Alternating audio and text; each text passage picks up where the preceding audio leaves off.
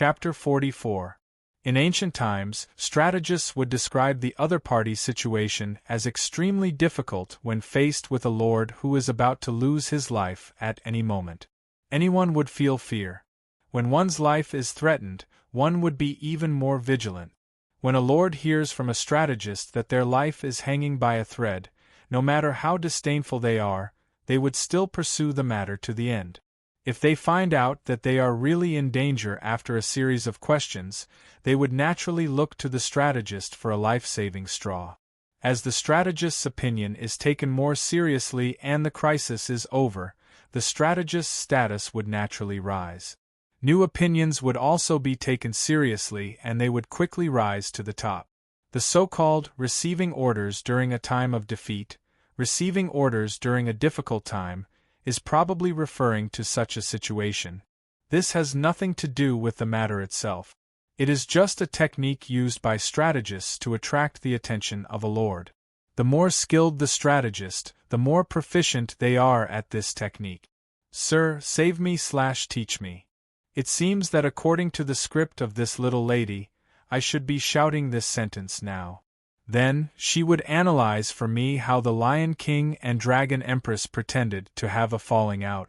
As long as we take the initiative to make a move, she would start a propaganda war and promote us as invaders sent from the surface and internal saboteurs of the Alliance.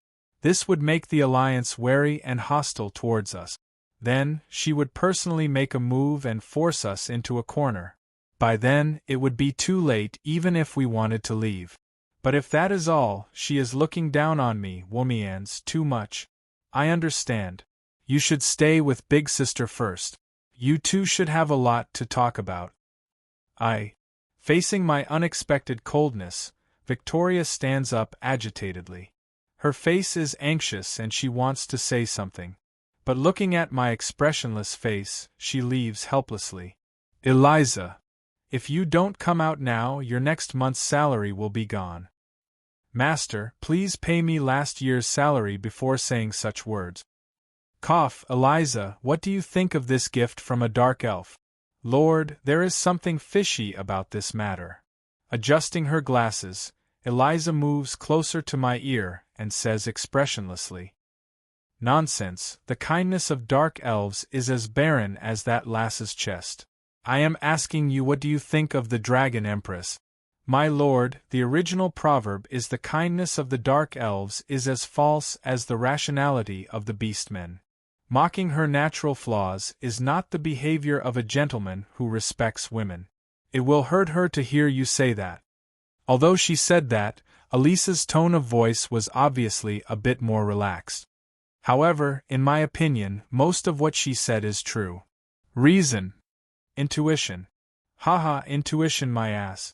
Don't tell me that you haven't received the information and analysis from the bystanders. As a diplomatic envoy, it was not good to be a blind person in a place where he made his living, especially in a place filled with hostility. As soon as I entered the city, my intelligence organization, Observer, split up and began collecting information. Based on my understanding of their work efficiency, all kinds of reports should be piled up on Eliza's desk by now. The Lion King and the Dragon Queen have really fought, and the fight is very intense. The news of half of the Lion King's palace being destroyed is not fake, but it is precisely because of this that we can be sure that it is just an act. Too fast? Is it too obvious? Yes, there are still 20 more days before the auction, so we can study it together now. Even if there is a conflict, it wouldn't explode now. No, it's just that. If they were to really fall out, the Dragon Queen, who is 2 ranks higher, would have snatched the item and ran away. Now that the scepter is still in the hands of the Lion King, it is enough to explain everything. Furthermore, the battle between the 2 top-notch experts should be the destruction of the entire street where the Lion King's palace is located and not just the half of the Lion King's palace. This is an act to tempt us to make a move, to make us the public enemy of the Alliance. I nodded my head in satisfaction. What Elisa had said to her was exactly what I had in mind. From the start, our Sulphur Mountain City is an anomaly in the underground world. If we were to really join the alliance, it might not be a good thing for the current autarchs, especially the Lion King and Dragon Queen who have a grudge with us. I can collude with Kaja and Edgewer and throw out the Eternal Night Scepter as a huge problem to divert the firepower and share the pressure. Sho and Molly aren't fools, and the tacticians under them wouldn't be so bad that they can't even see the situation clearly. Naturally, they wouldn't allow us to successfully join the alliance. Even if this matter isn't a trap, I only contacted Kaja and Ainsterna. I don't want to be dragged into it myself. We are newcomers who don't belong to any race or power, so it is natural for us to be wary and guarded against. If we were to take the initiative to attack the Dragon Queen, then, as long as we spread the news of our ambitions and Adam's birth as an Earthling, the neutral city lords would be wary of us and view us with enmity. As long as the enmity reaches a certain level, coupled with the incitement of the autarchs, it is possible for us to be expelled from the alliance or even incite the wrath of the entire alliance. Obediently staying in the camp is the best option? It really makes one feel helpless. Yes, as the auction and the annual alliance conference gets closer, the pressure on Sho will become heavier and heavier. On the contrary, we will be further away from the center of the trouble. Right now, doing nothing and waiting patiently is the most suitable method. Throwing the initiative to the opponent isn't a good habit. Inform those fellows that from tomorrow onwards, they are free to go on the streets and cause a ruckus as they wish. If they see anything they don't like, feel free to interfere and show the might of Sulphur Mountain City. It is enough as long as they don't suffer any losses. If they are unable to win, call for reinforcements. If they still can't win, then escape back to the camp. Even if the sky falls, I will hold it up. Hearing this, Eliza inhales a breath of cold air and her face is filled with astonishment. You are allowing those perverts to cause a ruckus? Allowing those single-celled knight to enforce the law on the streets? Allowing those fanatics of law to preach on the streets? You should know that this city is completely different from our Sulphur Mountain City. There are evil deeds everywhere, and if they were to cause a ruckus, it would be impossible to clean it up. Are you intending to tear down Van City? In the underground world, the strong are respected. No one listens to the voice of the weak. I am only using my actions to introduce myself. Why don't I bring those bastards over to eat?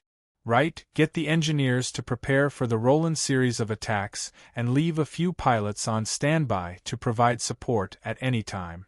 TSK, those old fogies who refuse to change their names are really awkward. I understand. Then, how should we deal with that Victoria? Let's wash her clean first. All right, I will tie her to your bed after washing her clean. However, your body condition isn't good, so you might not be able to enjoy her. Do you need me to contact an adult goods store to purchase some tools? Stop bullshitting, you know what I mean.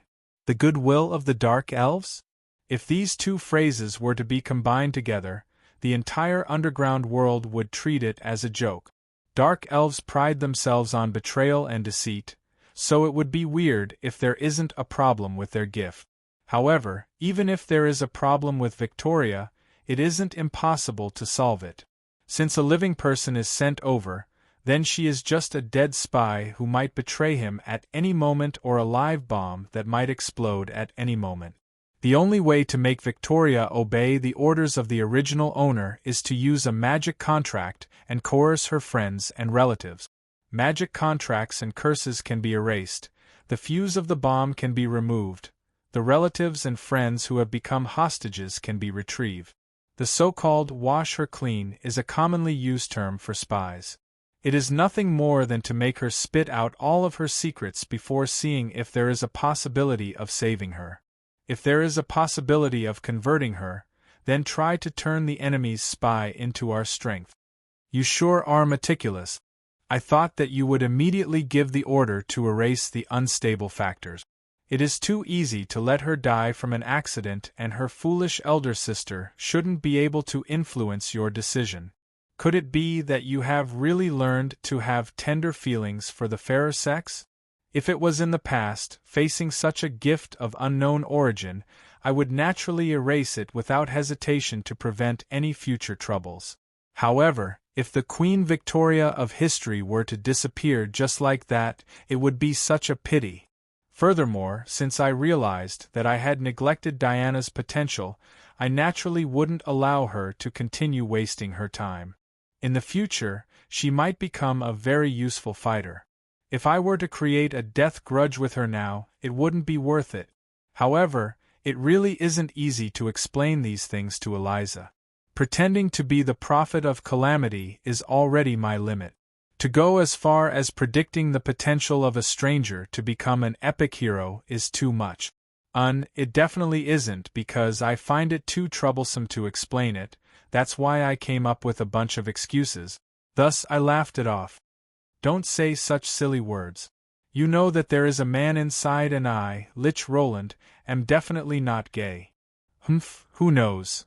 Even though she said so, but from the way her little tail with a butterfly knot swayed when she left, Eliza's mood isn't bad. Perhaps, since the previous stock was discovered, I should go to the Vance City's underground book collection to replenish my stock. Since her mood isn't bad, she might let it go even if she sees it. What? No backbone and no goals? I also want to have goals, but other than satisfying my eyes, what else can I do? Looking at this unfamiliar and spacious room, I feel a little lonely. Shaking my head helplessly, I open the window and look at the lights outside. Scheming isn't the right path. However, it is a pity that we don't have enough power now. At the end of the day, it is because we don't have enough power. Adding up the fighting power of the envoy group, we only have 5 to 6 legends. On the other hand, those autarchs with hundreds of years of accumulation, under their full power, they are able to bring out 4 to 5 legend city lords. If we were to fight them head-on, we would still be at a disadvantage. The only top-notch fighting power we can bring out is Little Red, while the other side has 4 underground autarchs, and who knows how many of them are of the same level. If Adam and Marguerite were here. No, even if they were to abandon their job of guarding Sulphur Mountain and investigating the seal of the fire elemental god to really come here, it wouldn't be a good thing for us to stand out. Our overly powerful strength and identity as a different race would cause us to be surrounded and viewed as enemies. Adam, that fool, doesn't know how to act, and Marguerite doesn't want to compromise. In the end, there is an 80% chance that an all-out war would break out. Staying behind to deter the Lion King and the Dragon Empress from going head-on is the best choice. Sigh, if only 2 more top-notch fighting power would come. Just when I was complaining about the lack of fighting power, I didn't realize that this isn't the old house that I am familiar with. On the left side of the empty room, there is a small secret room. From there, I can use the peephole left by the original owner to observe the situation in the study room. What should I do? Lord Womians is actually that bad, Lich Roland. If I accidentally hear a huge secret, will Momo be silenced? Momo doesn't want it. Momo still hasn't saved enough dowry to marry a husband. This secret room was discovered by Momo when she was in charge of investigating. However, seeing it as a pleasant surprise, not only did she not report it to the higher-ups, she even kept it for herself. On the other side of the secret room, Diana's face is filled with shock. Initially, she was just worried about her younger brother, but Momo said that she has a way to find out what they are talking about. Momo brought her to the secret room to eavesdrop, only to discover such a shocking secret. No wonder we were unable to catch Roland. No wonder Roland is always at the edge of punishment. What should I do? But very quickly, thinking about the city that she and her companions view as their home, the future Knight of the Radiant Moon steels her resolve. The dignified and wise Womians is the core and foundation of the legal system. Nothing must go wrong. Momo. This matter must absolutely not be leaked to the outside world. Absolutely not. Ah. Chew. In the empty underground tunnel, the sound of sneezing reverberates from the walls of the tunnel, traveling very far. What's wrong? Ah dang, you actually caught a cold? The one who spoke is a female elf riding on a tall bone horse. Her luxurious robe extends all the way from the horse's body to the ground. Her black and white eyes are indescribably strange.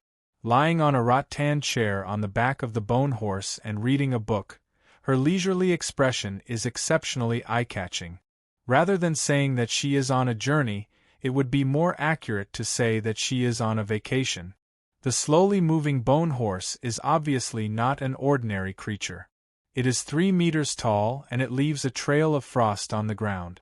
At this moment, the bone dragon queen Gria, who is usually unfazed even if the sky collapses, is surprised that her usually ridiculously healthy companion would actually catch a cold. Daddy is thinking of Audang. Daddy needs Audang. Audang wants to meet Daddy. The one who spoke is a short dwarf. His face is filled with pimples and he is biting on a drumstick-shaped food in his mouth. His eyes are lifeless and as he walks, his saliva continuously drips onto the ground, making him look like he isn't that agile. However, he only has 2 small legs and he looks like he is walking normally. From time to time, he would stop to pick up stones and knock away bird nests. Yet, he is walking faster than the tall bone horse. Is that so? Looks like what Lionheart said is true. As the first undead created by the Great Emperor, from a certain perspective, you are also the eldest son of the Great Emperor. You should have some kind of connection with the Great Emperor. Great Emperor, no, your father is there, are you sure? Below. Audang can feel it, he is just below. Hee, that's good. After this fortress, it shouldn't be too far away. The Underground Alliance's Vance? I just received news that Lamoste and the others are already here. We have to hurry too. Otherwise, your father might be at a disadvantage. Whoever dares to bully Audang, Audang will beat him up. Whoever dares to stop Audang from meeting Audang, Audang will eat him up. The voice of a dwarf is similar to that of a human child. That childish voice of threat doesn't seem to carry much weight. However, Gria knows that even if the one blocking the way is the legendary dragon Queen Molly, Audang will definitely do what he said. If he were to eat her up, not a single scale would be left behind. Not too far away is the granite fortress of the underground tunnel. That is the checkpoint set up by the nearby underground city lord. In the past, it is also responsible for collecting tolls. However, today, it is filled with fully armed beastmen soldiers. Just as the 2 of them walk into the range of the archer's vigilance, in the next moment, the searchlight shines over. Who is it? We are in a state of emergency now. Following the orders of Lord Beast Emperor, all of the underground tunnels are sealed. No matter who you are or why you came to the underground world, please return the way you came. Gria assesses the Lion Tribe beastmen leading the group in front of her. After not noticing anyone special, she lies back on the rattan chair in boredom. She knows that after the meal in the previous underground city, Audang has been hungry for too long. In front of the hungry Audang, she doesn't have a chance to strike. Audang is hungry, Audang wants to eat meat. Looking at the little dwarf hopping over, the Sphinx sergeant raises his 2-handed greatsword warily. Don't come over, stand there and don't move. But obviously, the little dwarf is still advancing forward. The Sphinx sergeant raises his right hand and makes a hand gesture, signaling the archers to release their arrows. Then, there is no then, in a distortion, the dwarf disappears. What remains on the ground is the dragon's hind leg that was gnawed on. Ah! What kind of monster is this? In the spreading black fog, the largest black shadow fills up the entire tunnel.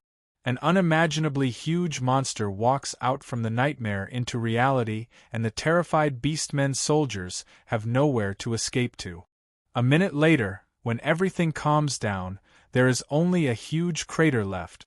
Yes, the granite fortress and the beastmen in it have disappeared without a trace. The only thing left is a huge crater. How is it?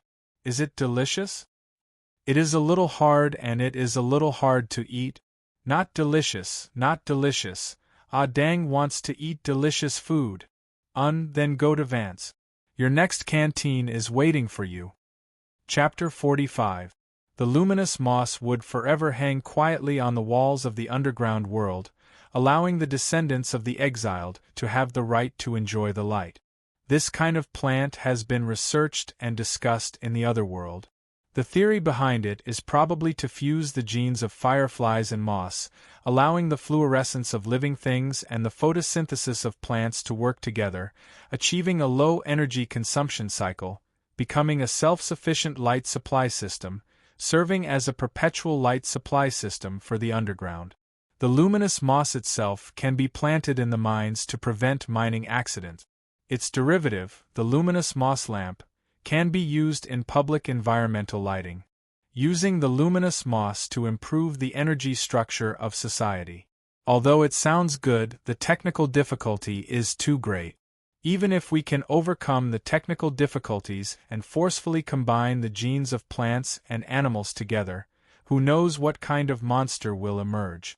In the end, it still remains in theory. I didn't expect that the purely theoretical discussion that I saw in the science magazine back then would actually turn into reality in a foreign land. As expected, compared to magic and technology, which are always limited, the evolution of nature is endless.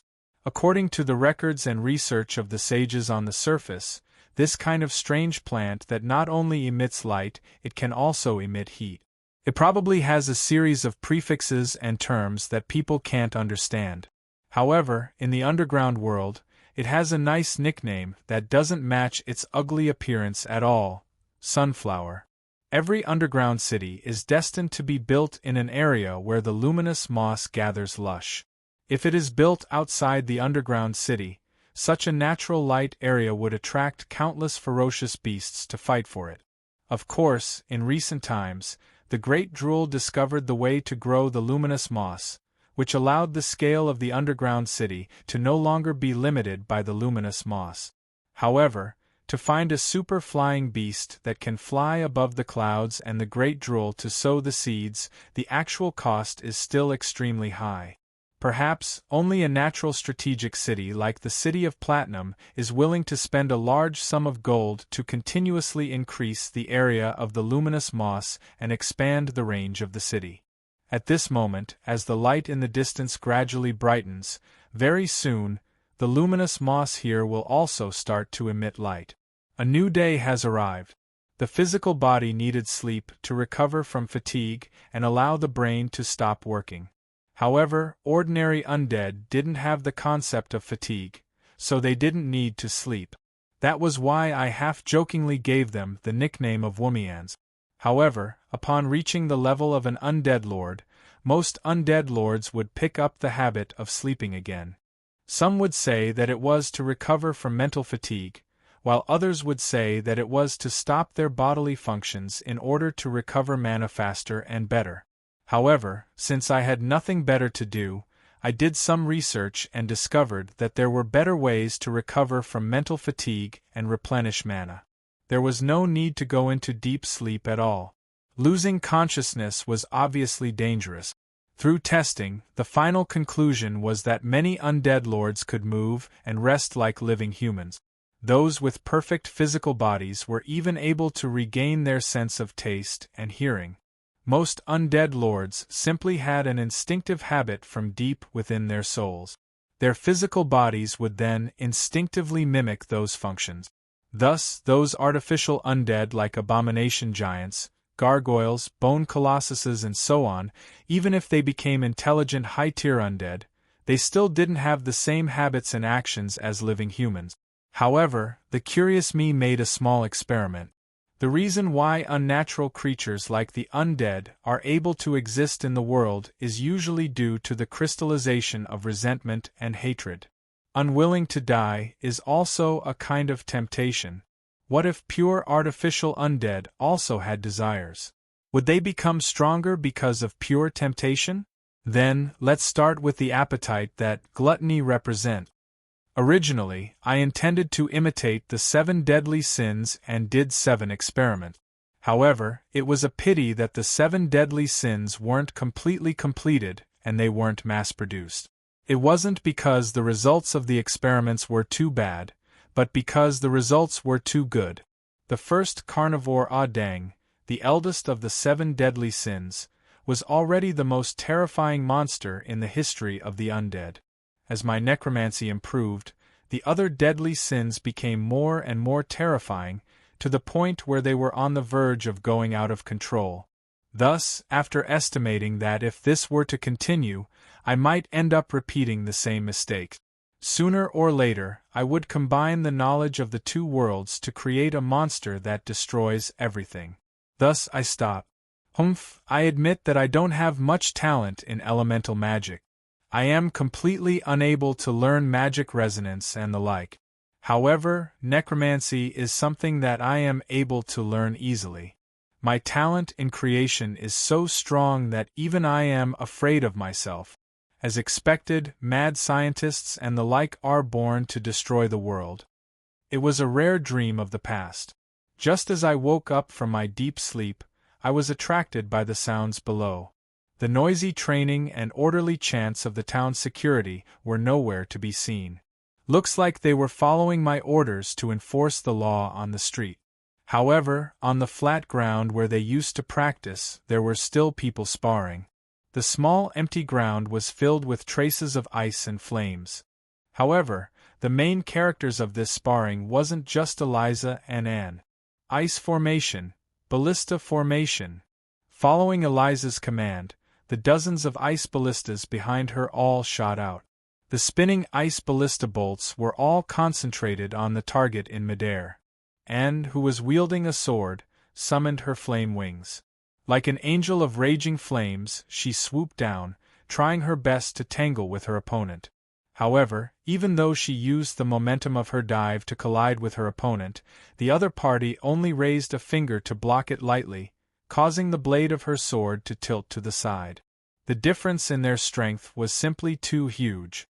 The god sword couldn't even scratch the other party's skin. This was the difference in strength of at least 2 jobs. At this moment, the ice ballista was already in front of Little Red's eyes. However, she acted as though she didn't see it. She only shook her head, seemingly dissatisfied with the performance of the younger generation. Ha! With a loud shout, Anne and Eliza's movements suddenly came to a halt. Following which, they felt dizzy from the shockwave. Too slow, too weak, too powerless.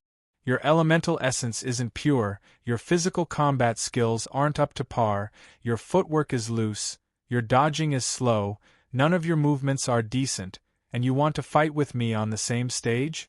Dream on. Finally, Little Red seemed to be infuriated. With a stomp of her long legs, the entire ground shook back and forth. Under the inexplicable shockwave, Eliza and Anne, who had yet to regain their balance, couldn't even stand steadily and fell to the ground. When the ice ballista arrived in front of her, Little Red just stared at it for a moment before it disintegrated in midair. It couldn't even touch her skin.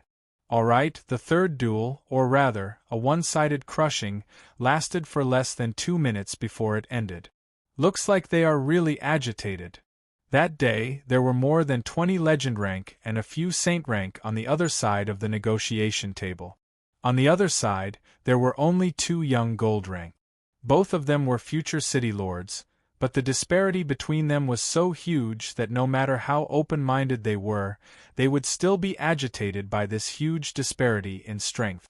This was also the reason why I allowed them to negotiate on their own. The cruel reality was also the most direct motivation. If the 2 of them were able to achieve a breakthrough here, with 2 more legend rank in their hands, this unbalanced game of cards would become much easier to play. Since you are watching the show from the window, why don't you come down and give me some pointers? I am really not used to the fighting style of you humanoid creatures. In this state, I am unable to display even half of my fighting prowess. Furthermore, the increase in your realms is even more inexplicable. It is better for you to teach them. The urging of Little Red beside me made it impossible for me to sit back and watch the show. Little Red is an expert in fighting, and she has rich combat experience. Imparting her combat experience is very effective, but if she were to teach others, 90% of the growth of dragons depends on their talent. How can she be a teacher when she hasn't gone through cultivation before? She will teach you the flapping wings, combined claws and teeth, sweeping dragon tail, diving dragon breath, but are you able to learn them? It seems that Eliza can really learn a little. At the very least, she can learn the sweeping dragon tail. However, thinking about the half-demon maid who is getting more and more ferocious by the day, I decided not to shoot myself in the foot. Actually, I am already very clear about the problem of the 2 gold pinnacle. Their foundations have already reached the required level. All that is left is to form their soul imprint. That imprint is the crystallization of a mortal's breakthrough into the realm of legend rank. It is the accumulation of a lifetime's worth of experience and power, the cornerstone for them to step into a higher realm. Simply put, they have to determine the direction of their future development. However, when it comes to the specifics, it is completely different. Eliza has too many paths, but she doesn't know which one to take. Eliza, race. Half-demon favored by the abyss, strength. 22, agility.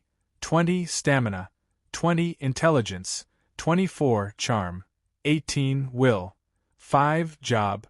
LV60 mage /LV1 law incantation /LV12 ice treader /LV10 saint pugilist, warrior monks who specialize in exterminating undead /LV5 assassin total level.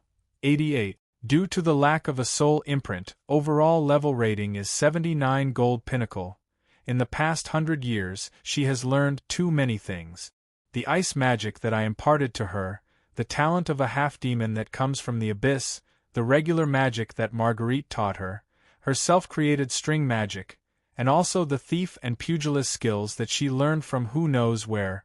When I saw that the Saint Pugilist who is known as the Undead Killer actually has 10 levels, even my legs turned to jelly. After her basic abilities and attributes reach the required level, any of the paths would allow her to step into legend rank. However, sometimes, having too many choices makes it hard for one to make a firm decision. Choosing one path is equivalent to giving up on everything else. She is still hesitating. On the other hand, Anne's foundations are too shallow. The inheritance of the Phoenix allowed the speed at which her strength soars far surpasses the speed at which she accumulates experience. Finding a path that is suitable for her and has limitless potential is indeed a difficult task for her, who is not even 20 years old. It is hard for outsiders to help them in choosing a path that involves their future development. After all, only they know the path that is most suitable for them. This is also the reason why Little Red is in a dilemma. She is unable to make a life decision for the two of them. However, to me, it is not as if there is no way at all. We are unable to help them make a choice, but we can provide them with the experience of others making a choice for them to refer to. The path and experience of others is sufficient to serve as a catalyst for them to mature. Logically speaking, I, who has reached legend rank 4 times and formed 4 soul imprints, should have the most say. However, in reality, other than the seal of justice which represents the power of law, the other 3 were obtained by using the cheat-like system to squander experience and points. Furthermore, the seal of justice came from an even more unexpected source. It is equivalent to a gift from the origin of order after the invention of the power of law. Thus, it is impossible to use it as a case study and experience. Little Red, tell them about Adam and Marguerite's experiences in trying to break into legend rank.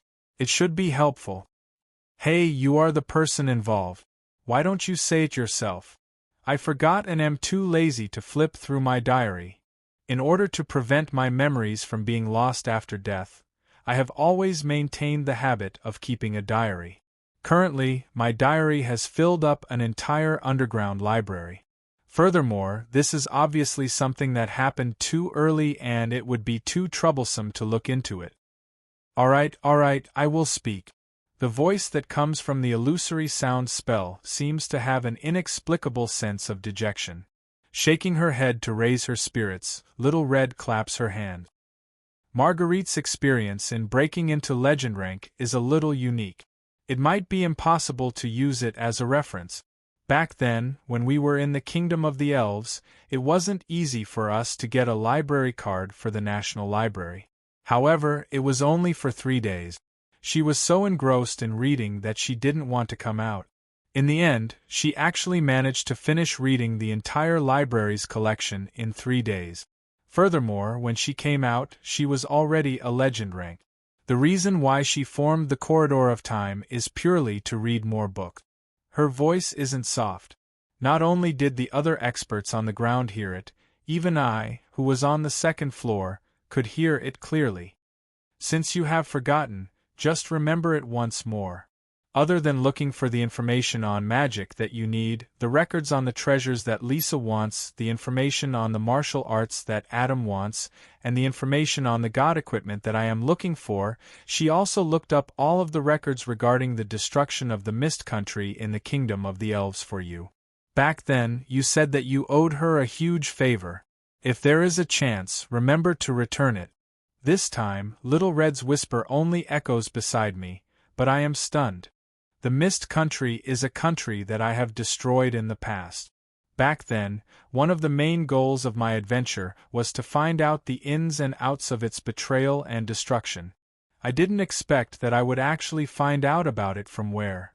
It seems that those who lose their memories will never know what important memories they have forgotten. Death really does take away many things. While I am listening to her seriously, Little Red is speechless and bursts into laughter. As for Adam Pui, he is really a joke. Hearing the name of the famous city lord, the listeners are even more interested. Who wouldn't want to know about the past of this epic hero?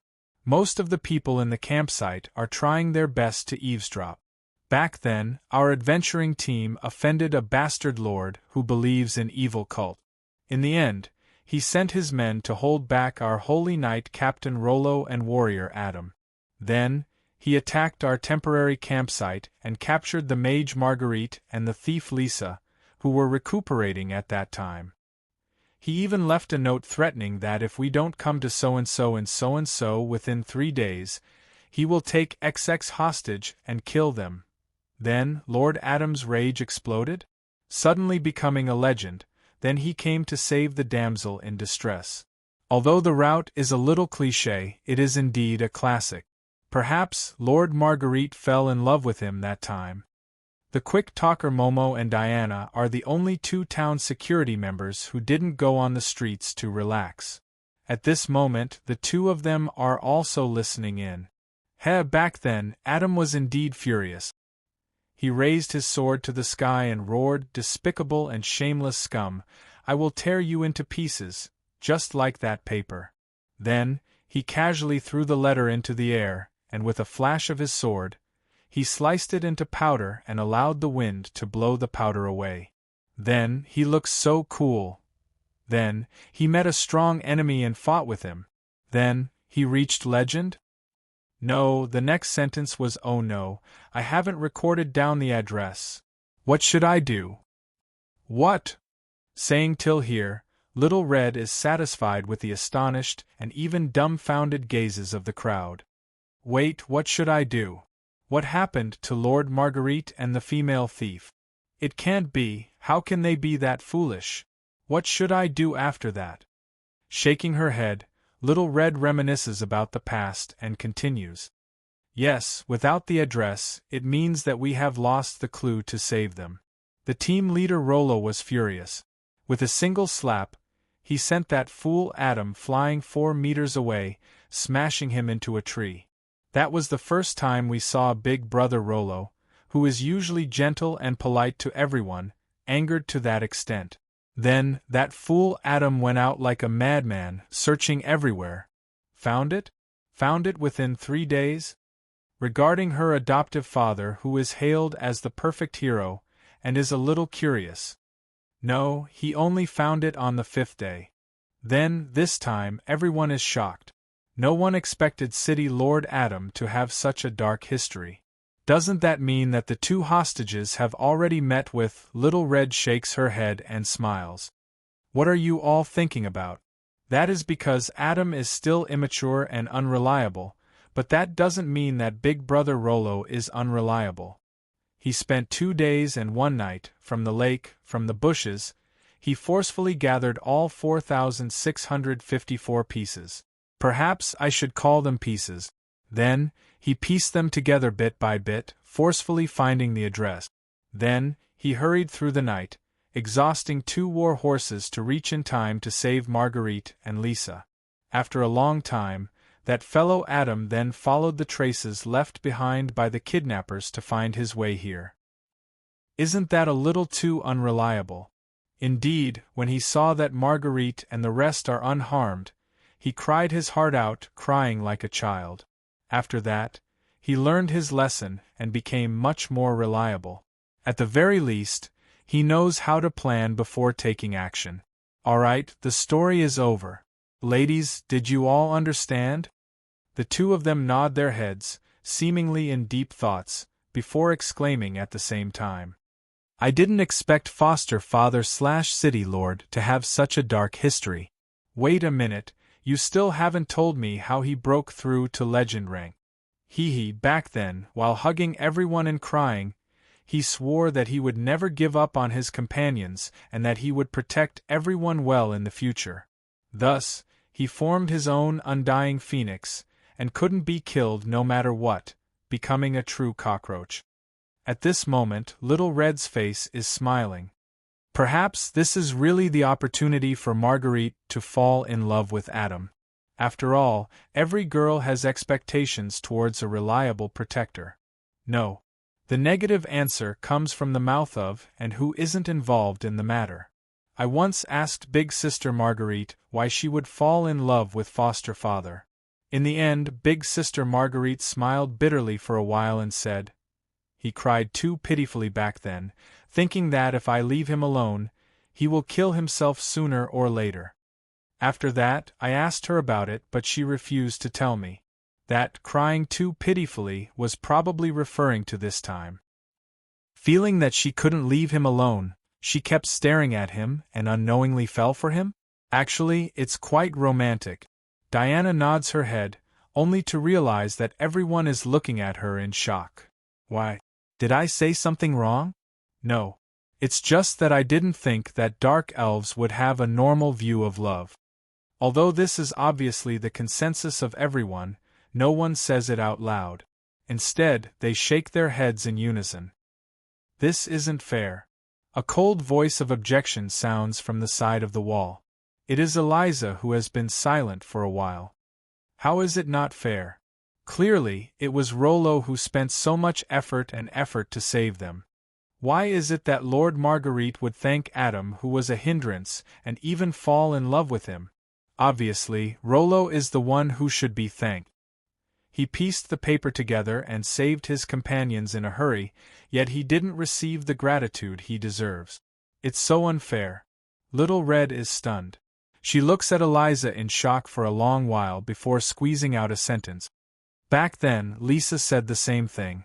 Then, she pestered Rollo, but Rollo didn't agree to it. Then, what happened to Lord Lisa and Lord Rollo? Rollo? He disappeared and left a letter saying that he found his enemy and was going to take revenge.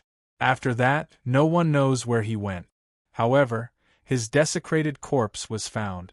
It is possible that he has been turned into an undead creature. As for Lisa, she is dead. Dead.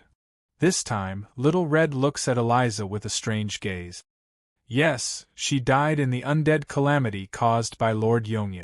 She died in the hands of one of the 4 heavenly kings under Lord Yongya, Bone Dragon Queen Grey. So, Eliza's eyebrows twitches. She doesn't know about Rollo and Adam's past, but she knows who Lord Yongya is. She wanted to say something, but since the person involved didn't pursue the matter, she doesn't have the right to interrupt. Why are you looking at me like that? Do you have any instructions for me? No, I just feel that sometimes, having a bad memory isn't necessarily a bad thing. Chew. Sister Grey. Silk, did you catch a cold too? It's Gria. How can an undead catch a cold? I am probably the same as you, being talked about by others. Perhaps the Emperor is missing me. Hurry up, Adang, we are almost there. Chapter 46. Grim is the son of the city lord of Iron City. However, due to the fact that Iron City is in a state of war with the surrounding 4 underground cities, he spends at least half of his time on the battlefield.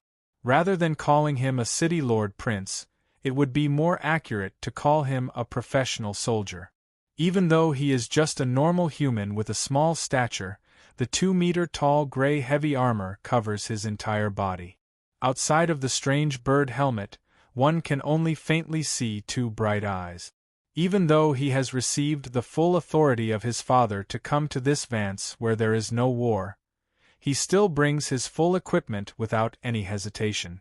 The gold heavy armor that never leaves his body is just the basic equipment. The 3-meter-long spear on his back, the dual swords on his waist, and the dwarf's gun are all placed in the most convenient position for him. Having escaped from the battlefield dozens of times, the little prince is already used to always being in a state of combat readiness. Prince Grim, actually, there is no need for you to be so vigilant. There is also no need for you to get your attendants into a battle formation.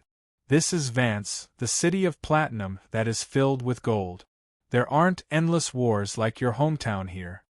The goblin merchant Siros who is accompanying him feels a little helpless. He has long regretted his greed for that small amount of commission and easily accepting the mission to bring Prince Grim to Vance for the alliance treaty. Along the way, he has had enough of the prince's nervousness and war syndrome. It's no wonder that Saras is in a bad mood. Burying a circle of gnome mines in the campsite is more than enough. As for setting up explosive mines in the campsite? Fine, you should be safe this way. But why did you place a dummy on your bed? What is the meaning of sleeping on a tree? Every morning, when the merchant group sets off, they have to spend half an hour to find you. Even when they finally find you, they still have to be careful not to get hurt by the trap. You're asleep. The sentry on duty was kind enough to cover you with a blanket, but he was almost killed by you. You're too sensitive. I know that your hometown isn't safe, but you can be at ease here. There's no war here. After a while, the metalcan stretches out his index finger and shakes it in the air before placing it by his mouth. The smell of gunpowder, lie down. Then, the iron giant fell to the ground, and his followers immediately knelt down at the same time. It's safe here. The goblin's screams were still ringing in his ears when 2 crimson rays of light whizzed past him. The deadly heat wave almost vaporized him. After that, the flames began to spread, and the buildings not far away were completely turned into a sea of fire. Dragon breath. It should be an adult red dragon. Prepare for battle. Grim immediately starts to move with his followers. They start to set up a temporary camp, use their luggage to build a barrier and assemble the dragon spear. The moment they entered Vance City, they are already enjoying such treatment. Goblin Saras is completely dumbfounded. However, this wasn't the time to be standing there in a daze. The next moment, 2 red dragons whizzed past above their heads. This meant that they were involved in an extremely terrifying battle.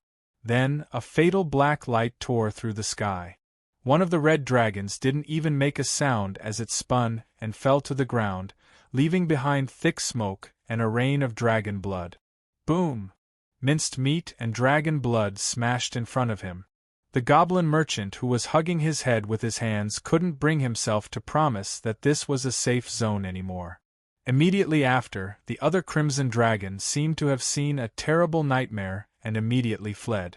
However, a red beam of light that was not much different from the previous black beam directly penetrated its head. Blood splattered everywhere, and the headless dragon corpse turned into a meteor and fell down. Ah! Before Saras could even scream out, he was stuffed back into his mouth by a large metal hand. Grim, on the other hand, looks at the sea of flames while trembling. It isn't because he is worried, but because a sensitive weakling has a natural sense of caution when facing a superior hunter. In the sea of fire created by the dragon breath, a gigantic creature slowly advanced as though there was no one around it. The surrounding beastmen soldiers who tried to stop it were as insignificant as ants in front of it. It was at least 30 meters tall, and its 8 gigantic bone hooves were as sturdy and heavy as a steel tower. Every time it advanced, it would cause the surrounding houses to tremble. The gigantic skeleton beast had 3 heads, and all of them were bone skeletons. One was the skull of a giant, one was a sheep-headed demon, and the last was a bone dragon. The sheep-headed demon's head was still surrounded by black light, and the flames in the mouth of the bone dragon were still lingering. Right now, the giant head seemed to have ended its long chant, and it was time for it to perform. Polar storm, ice plains of giants. Under the secret spell of the frost giant, snowflakes fell and the ground froze. The vast ice plains became reality, and the legendary home of the frost giant was summoned here. However, compared to the frost giant's physique that was impervious to extreme cold, the beastmen were too weak. They were unable to put up any resistance as they froze and died on a large scale. The demonic bone beast Crimspur, the most dangerous bone monstrous beast in the world, the 6th senator of the Shilua Empire. Why is it here? This kind of vicious battle form was the best calling card of an undead lord. Although it seemed to be moving slowly, it was actually a misconception caused by its massive size. A few seconds later, the 3-headed bone demons were already in front of them. The giant head even swept a glance at them. However, looking at the heavily guarded Grim and his guards, it only moved its chin in disdain and didn't stop its footsteps. Boom! Boom! Amidst the sounds of explosions and tremors, Crimspur advanced towards his next target. We were ignored. We were let off. Hurry up and leave. The sound of the beastmen's catapults could be heard from afar. This battle of one man against an entire army was still ongoing. No one was willing to become cannon fodder for no reason. However, Saras pulled Prince Grim along as they escaped. 10 minutes later, the group from the Iron City who had successfully escaped were panting heavily by the side of the street. The old goblin had already figured out the ins and outs of the matter. Your Highness, it seems that in another 3 weeks, the legendary Eternal Night Scepter will be auctioned here. That is why the undead lords of the surface are fighting over it. Hee, our luck is really bad. However, don't worry, we just entered the East Gate, the territory of the Beast Sovereign. Now that the scepter is in his hands, that is why we got embroiled in trouble. The other places in Vance City are all safe, you don't have to worry. Grim looked at the goblin silently before pointing behind him. There, a group of wild beasts were rushing past, knocking down countless passers-by along the way and uprooting innumerable stalls. The one riding on the head of a rhinoceros leading the way is a draken hunter. Behind him, there are countless pursuers. Bastard, to actually open the beast pens in the zoo and Drool's territory, you ate too much. What do you mean by you are an old vet? Hurry up and return my pet back. Liar. Little Snow, don't be sad. I know that you are sad about your husband's death. Look, aren't I very healthy and strong? I resemble your husband a lot? Accept me as your head wolf. I will treat you sisters well. The expression and actions of this person who is trying to poach are extremely sincere, making one feel touched. However, the person he is talking to is a female wolf, and the harem he wants to take over is a pack of wolves. The dumbfounded goblin regains his senses after a long while. Wiping the sweat on his forehead, he says, Hee, there will always be a few liars and scoundrels. Our luck is really bad. However, the majority of the city is still safe. Grim shakes his head before pointing to the other side. There, a group of scoundrels is surrounding 2 elf girls, seemingly intending to do something. In the chaotic underground world, there are too many of such things. Old Siros shakes his head, not intending to interfere, nor does he have the strength to do so. What a pity, these 2 should be the noble ladies who secretly escaped from their homes. I have never seen such beauty before, what a pity. But in the next moment, as though recalling that Grimm's strength isn't weak, and he should be able to save them, the old goblin looks at him expectantly. However, the other party shakes his head. There are too many people. It is a trap and the bait is male. The dumbfounded Siros turns his head back to look. It is time for the trap to be reeled in. A group of dark elf female knights suddenly jumps out from a corner. Incantation of law, judgment, incantation of law, judgment. In an instant, the result of the entrapment is a large group of red. However, the target of the fair knight is the most red group. Other than the intention to commit a crime, they must have committed other crimes as well. Big harvest. I knew that it was a good idea to let Crows and Victoria be the bait. Look, all of you are dressed as dancers and you can only catch 7 to 8 of them in one round. They don't put on makeup, don't throw flirtatious glances at us. Just by lowering their heads and strolling the streets, they are able to catch 300 to 400. Look, those few who are well dressed are actually shining red. They must be high-level swindlers and villains. The security of this place is really bad, there are bastards everywhere. The criminal in front, stop right there. You are already turning purple from red and you still dare to run. I will count to 3 to stop right there, otherwise I will behead you. 1.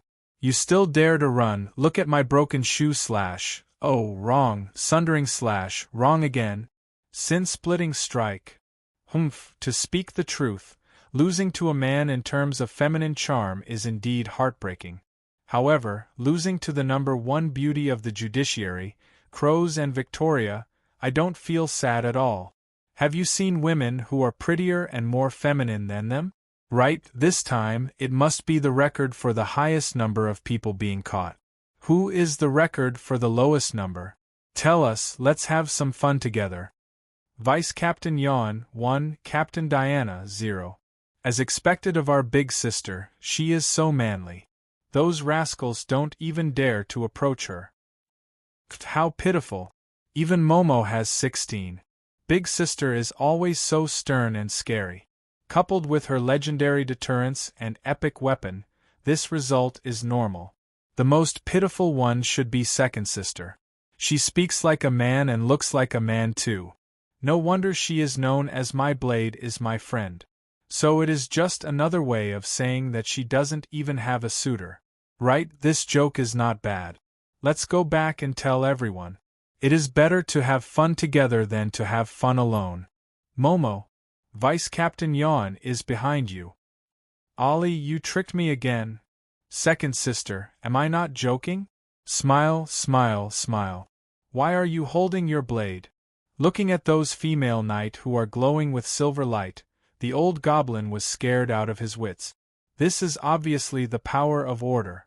Could it be that there is a holy knight among the evil dark elves? But holy light should be golden, this is too subversive. However, it is obvious that these knight are different from normal holy knight. They actually ignore the demonkin and necromancers on the roadside. These are the mortal enemies that normal holy knight would fight to the death the moment they meet. This time, even the old goblin can only mutter to himself. The change is too fast. Looks like there are quite a few new residents here. However, at the very least, the goblins are still normal. This time, Grimm only points to the side. There, the dwarves and goblins are testing a rocket carriage with a huge rocket engine attached to its back. This harmonious scene is like a bolt from the blue in Zrotha's eyes. What kind of joke is this? The goblins are actually working together with the leprosy dwarves. Those traitors of the goblins, let old Zroth teach you a lesson. However, just as he was about to step forward to provoke them, he was pulled back by his companions. Fortunately, he was pulled back. The moment the rocket carriage set off, it starts to drift upwards and floats over everyone's head. Then, it turns into a shooting star and flies straight towards the ceiling. Then, with a loud pah, it turns into fireworks. It is all because that stupid bull is too heavy, causing us to increase the horsepower too much, causing it to fly instead. We need a lightweight experimental subject. No, a pilot. Ro, at this moment. Shouldn't you all display the spirit of sacrifice that you goblins have for the development of engineering? My survival is the greatest contribution to the Goblin Project. Where can I find a stupid goblin? Oh, this friend of mine. May I know if you are interested in the goblin rocket carriage? Obviously, if he were to nod his head at this moment, Zrotha's 30 years of being a merchant would have been wasted.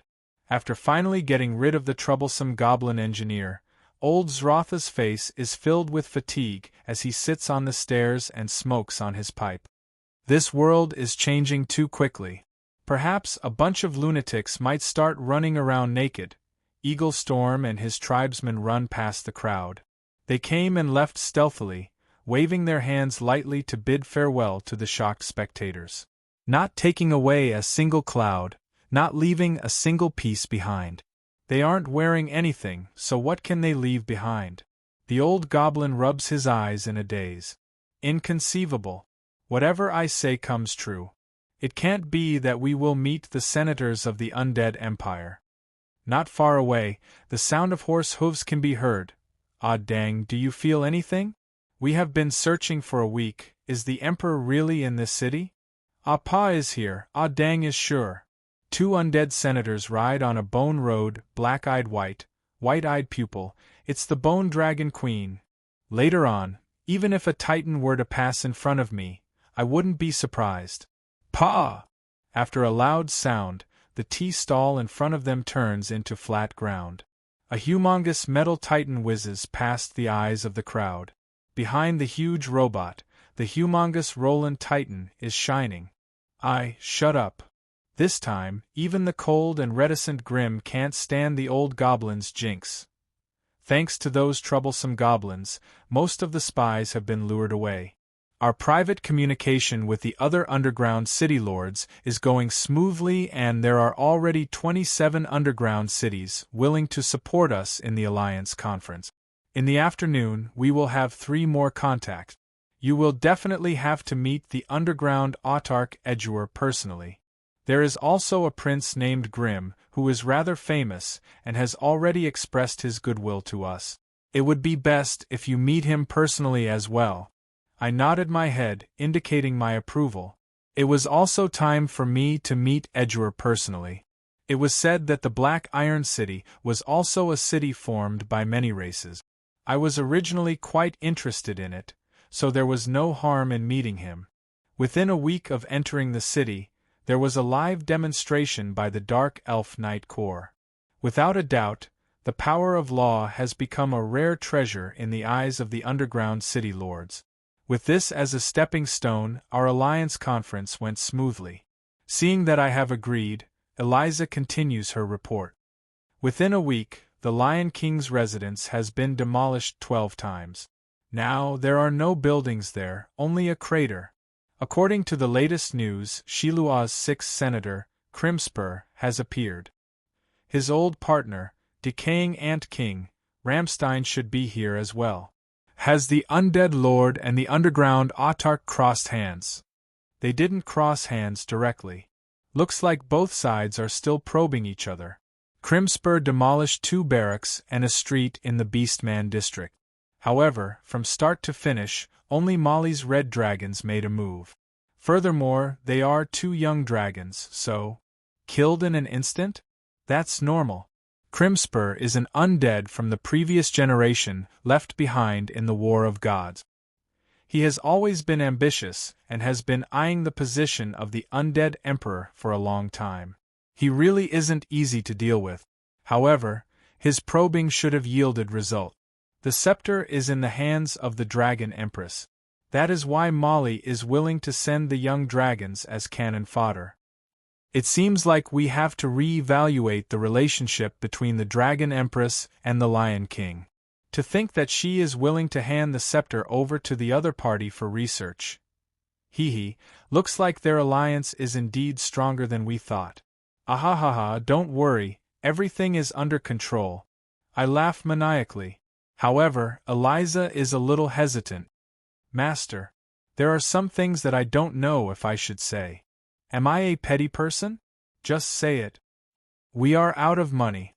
If you don't think of a solution, we might have to live on the street. What? Hearing that, I exclaim in shock. I remember that we should have sufficient funds when we came. At the very least, it should be enough for us to live here for 3 years. You told those fellows that they can call for reinforcements if they can't win, and they really did it. This week, they called for reinforcements more than 60 times. The expenditure of magic stones, the replacement of the body parts, and even the purchase of new machines are not a small sum. Furthermore, all of these are outside of the budget. I nod my head, agreeing with Eliza's report and the excess expenditure. I didn't expect that we would prepare so many Rolands. It is normal for us to overspend now. Furthermore, engineering is a money-burning profession, and that big fellow is even more so. It is reasonable for us to run out of funds so quickly. It is fortunate that I have already made preparations. Come, let me introduce you to my new baby. It is called Greed. Isn't it cute? On the experiment table, there is a small transparent bottle. Within it, a strange viscous liquid is boiling. It seems to be trying to break through the seal of the bottle, but it is reflected back by the electric shock of the seal. Really disgusting. White and sticky. As expected, it is the same kind of thing that your brain uses to think. Eliza says with a face full of disgust without any hesitation. She is just mocking me for using the lower half of my body to think. This level of venomous tongue is something that I have experienced countless times after my collection was exposed. I am already numb to it. Instead, I smile gleefully. That is because you don't know its effects. Don't look down on its small size. As long as it fuses with the underground water of this city, it will frantically reproduce itself and create countless clones. In just a few hours, this milky white slime will fill the entire city's underground pipes and water supply system. Even more disgusting. I beg you to stop talking. What do you intend to do? You don't know what is good for you. It is called greed. It will instinctively search for gold coins and swallow them before bringing them back to its mother's body. This way, we won't be lacking money. Going by convention, even if there is a rare treasure as the finale, the auction house would at least bring out a few items of the same level to warm up the crowd. I don't expect to meet another god equipment, but as long as the Lion King doesn't intend to embarrass himself, there will definitely be other good items in the auction. Thinking about the auction that is about to be held, I decided to gather more money to buy some local specialties. Coincidentally, I had a dream about Ah Dang's creation experience previously, so I turned my attention to the undead creation that I am most proficient in. The greed in front of me is the result of a week of hard work. Mutated slime, greed race, undead slime all stats, 1 race ability, devour reserves, secrete fibrous decomposition fluid, rapid self-replication system evaluation, extremely dangerous. Please destroy the mother's body as soon as possible. If this thing were to go out of control, not just this city, the entire underground world will disappear. By the way, please stop creating things. Your talent in this aspect is completely wrong. If you continue, you will be able to destroy the entire world by yourself even without the calamity. It seems to be contradictory? Despite having such a trashy ability, the system is actually afraid of it. It is an existence that lies between life and death. To living beings, the simpler and purer their needs are, the stronger their desires. This greed represents endless greed. In my settings, gold coins, mithril, and other precious metals are the meaning of their existence. The simpler a living being is, the easier it is to replicate. Replication of a single cell consumes very little energy. Following the settings of its creator, it will replicate itself frenziedly and steal gold coins. It doesn't have any offensive capabilities. The only thing it can do is to sneak into the tightly guarded treasury and corrode the sacks filled with treasures to steal the gold coins and precious metals. However, I can understand the system's worry. If greed really goes out of control, as long as it replicates to a certain extent, countless slimes will be able to occupy the entire living space, leaving no place for humans to live. Of course, the prerequisite is that it can replicate endlessly. Look, this jar is its main body. I will only release a tenth of it, so its reproduction ability and size will be limited to a tenth. Furthermore, its lifespan will be limited too. All of them will die within 2 days. At most, they will just be gold coins thieves.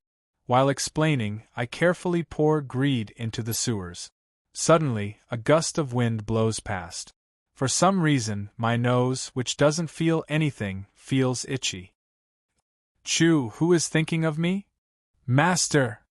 Eliza's exclamation jolts me back to my senses. At this moment, half of the main body of greed has already entered the sewers. Very quickly, following the complete drainage system of this 1,000-mile ancient city, after combining with the underground water to complete its replication, it will swiftly cover the entire city. Don't worry, the other half is that greed will be a little stronger than expected. How much stronger? Will it hurt people? If its size is 5 times bigger than what it was designed to be, it should be around the size of a human. Based on its AI settings, it will change its attack mode. It might choose to swallow a person, melt his clothes and take away his metal.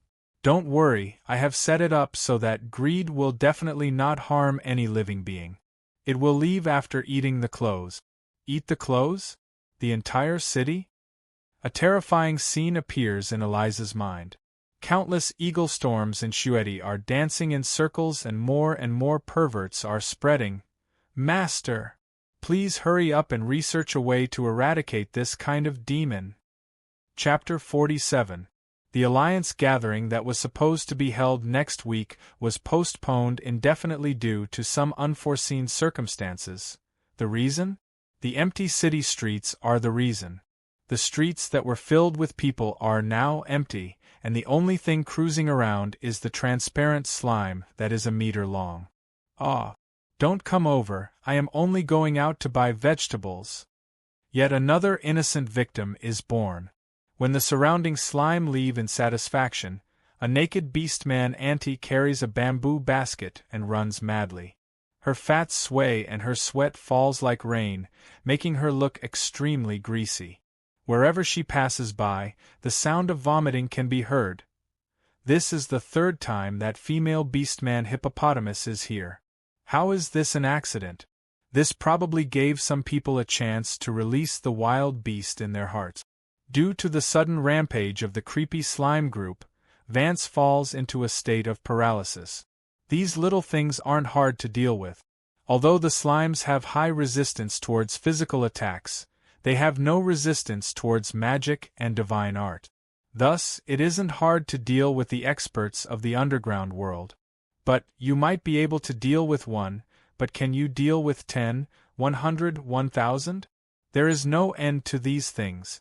Furthermore, if you are careless and allow them to get close to you, your armor will be torn into pieces and your clothes will be eaten away. Not even your bones will be left. How much fighting power do you have if you are completely naked? Yes, no matter how strong you are, as long as you dare to wear clothes on the streets, it is guaranteed that you will be crushed by the slimes in an instant and become clean. An archmage sets up a wall of fire beside him and wraps himself in the high temperature of the flames. At the start, quite a number of slimes were eliminated. However, 6 hours later, his magic power is depleted and he ends up becoming clean. However, his attempt proves that these creatures are indeed brainless and their numbers are limitless. Fortunately, very quickly, their weakness is discovered. They are able to corrode cloth and take away metal, but they are helpless against wooden materials. In fact, they even instinctively fear wood. As long as a wooden stick is placed around the doors, windows and water outlets, they will retreat. This is the backdoor left behind by a certain Lich, but this still didn't solve the problem. You can't wear a pile of wood on the street, can you? So, the whole city retreated in front of this tiny slime and fell into a strange paralysis. They had no interest in naked people, but not everyone could awaken a new self like Auntie Hippo. The lives of the citizens were greatly inconvenienced, but at this moment there was a group of enthusiastic and helpful youths pushing wooden carts and walking on the streets without any fear. They helped people buy groceries, run errands, and accept bookkeeping services. They even called for volunteers to join their luggage. The natural body bestowed by the heavens is perfect, unnatural clothing is the original sin. What is wrong with liberating oneself? The liberation of the celestial body took the opportunity to spread their teachings. Now, those who join the organization have the privilege of buying wooden carts at a membership price. Each person is limited to one. When more and more youngsters acknowledged the strange doctrine and saw the sky slime as a kind of heavenly punishment that targeted clothing, which was an unnatural creation, the liberation of the celestial body with the Wild Bull Alliance as the core grew at a terrifying speed. Countless youngsters who chased after money, awakened a certain kind of potential or simply acknowledged this strange doctrine walked on the streets naked, fighting for the sake of their future gold coins or doctrine. Of course, even so, the losses were not small. Before the weakness was discovered, the treasury and merchants who suffered from the calamity also suffered quite a bit. A certain Lich, why did you announce the weakness? Can't you reap more later? A certain maid, shut up, hurry up and find a way to cure the root of the problem. Isn't cleaning up your own mess your motto? But even so, the normal operations of Vance City were still severely affected. At the very least, the Alliance Conference that was postponed and the naked underground city lords were like countless smiling faces, mocking the dignity of the underground autarchs. When the autarch's patience reached its limit, even the proposal to completely destroy the city and the underground network to rebuild the city was proposed. A sudden piece of news spread across the entire city, causing everyone to go wild with joy. According to the research of the leader of the liberation of the celestial body, Big Drool, and the authoritative old doctor, Beast King specialist, Bayphone Heralt, these slimes only have a total lifespan of 10 days. Now, there is still 4 to 5 days before they wither away. The entire city cheered excitedly, but no one questioned why these two unknown newbies were able to come up with such a conclusion when even the top-notch great mage was helpless. But at this moment, the one who heaved a sigh of relief is probably the Lion King himself. The Alliance Conference was postponed so that we can share the responsibility together. If the auction is unable to be held as scheduled, the Devil's contract might come into effect, and he would be pulled into the river Styx, ending all his troubles. Oh, it can be done like this. Clapped my hands. Such a simple move could have killed the Lion King, and I actually let it slip by accident. Actually, it isn't too late yet. Let me send the remaining greed down and it will cause another 10 days of trouble? No, turn into the complete body of greed. Its individual strength would increase by at least 10 times, and its lifespan would be limitless. If this goes on forever, the Lion King would definitely not be able to hold the Alliance Conference. Rejected. The underground world will also be destroyed because of this. She was wrapped in a bikini made of 2 banana leaves, and her arms were wrapped around her chest, unable to cover her exposed body. As she spoke, she kept stomping her feet, and her little tail kept slapping the ground. It seemed that everything that had happened recently had made Elisa unusually irritable. After the processed silk and fiber clothes can no longer be worn, rattan clothes and leaf clothes have become the most popular styles recently. What, I fell for it too. Is it foolish to step into my own trap? If the others step into the trap, but you don't, doesn't that mean that I'm the one who set the trap? Besides, my creations aren't that weak and weak. They won't let you go just because you're my people. This isn't something to be proud of. Why are you the only one who still has clothes to wear? Yes, the current Sulphur Mountain City's envoy camp, due to the early onset of the calamity, it happened right after I fell, is the most severely affected. Now, there aren't many who have leaf clothes to wear here. I am the only one who still has a complete set of clothes to wear. Do you want to hear the truth or a lie? The lie is that I am wearing a semi-god equipment set, so they are unable to approach me at all. The truth. High-tier equipment is unable to corrode, but they won't stop attacking. Even though my entire body is sticky with slime fluid, I am still unable to wear it. The truth is that they remember that you are their father, so they won't attack you? No, how can my creations have such a foolish flaw? Their attacks are based on instinct, so they are indiscriminate. Look, this is a sprayer made from wood powder mixed with liquid. As long as it sprays on your body, they, who are instinctively afraid of wood, will definitely not approach you. Hey, I am sorry that I forgot to give it to you, but we are all civilized people here, so don't be violent. Put down that table leg. Alright, under the threat of violence, I admit that I didn't forget to give it to her, it was just for eye candy. However, it is a pity that if I confess, I will be sent to jail for life. But if I admit it honestly, it will bring about Eliza's wrath. Next, it is time for the long-awaited wrestling exchange. After a while, the panting Eliza sits on my spine and asks me, who is already lying on the ground.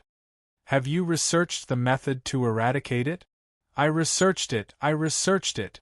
It's so awkward, my old bones are about to break. Then why aren't you doing it?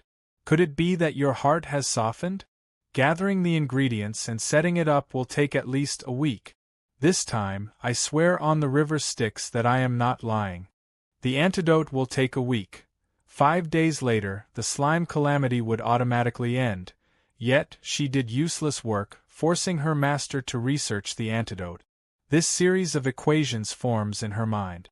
Then, the young lady flies into a rage out of humiliation. Gotcha.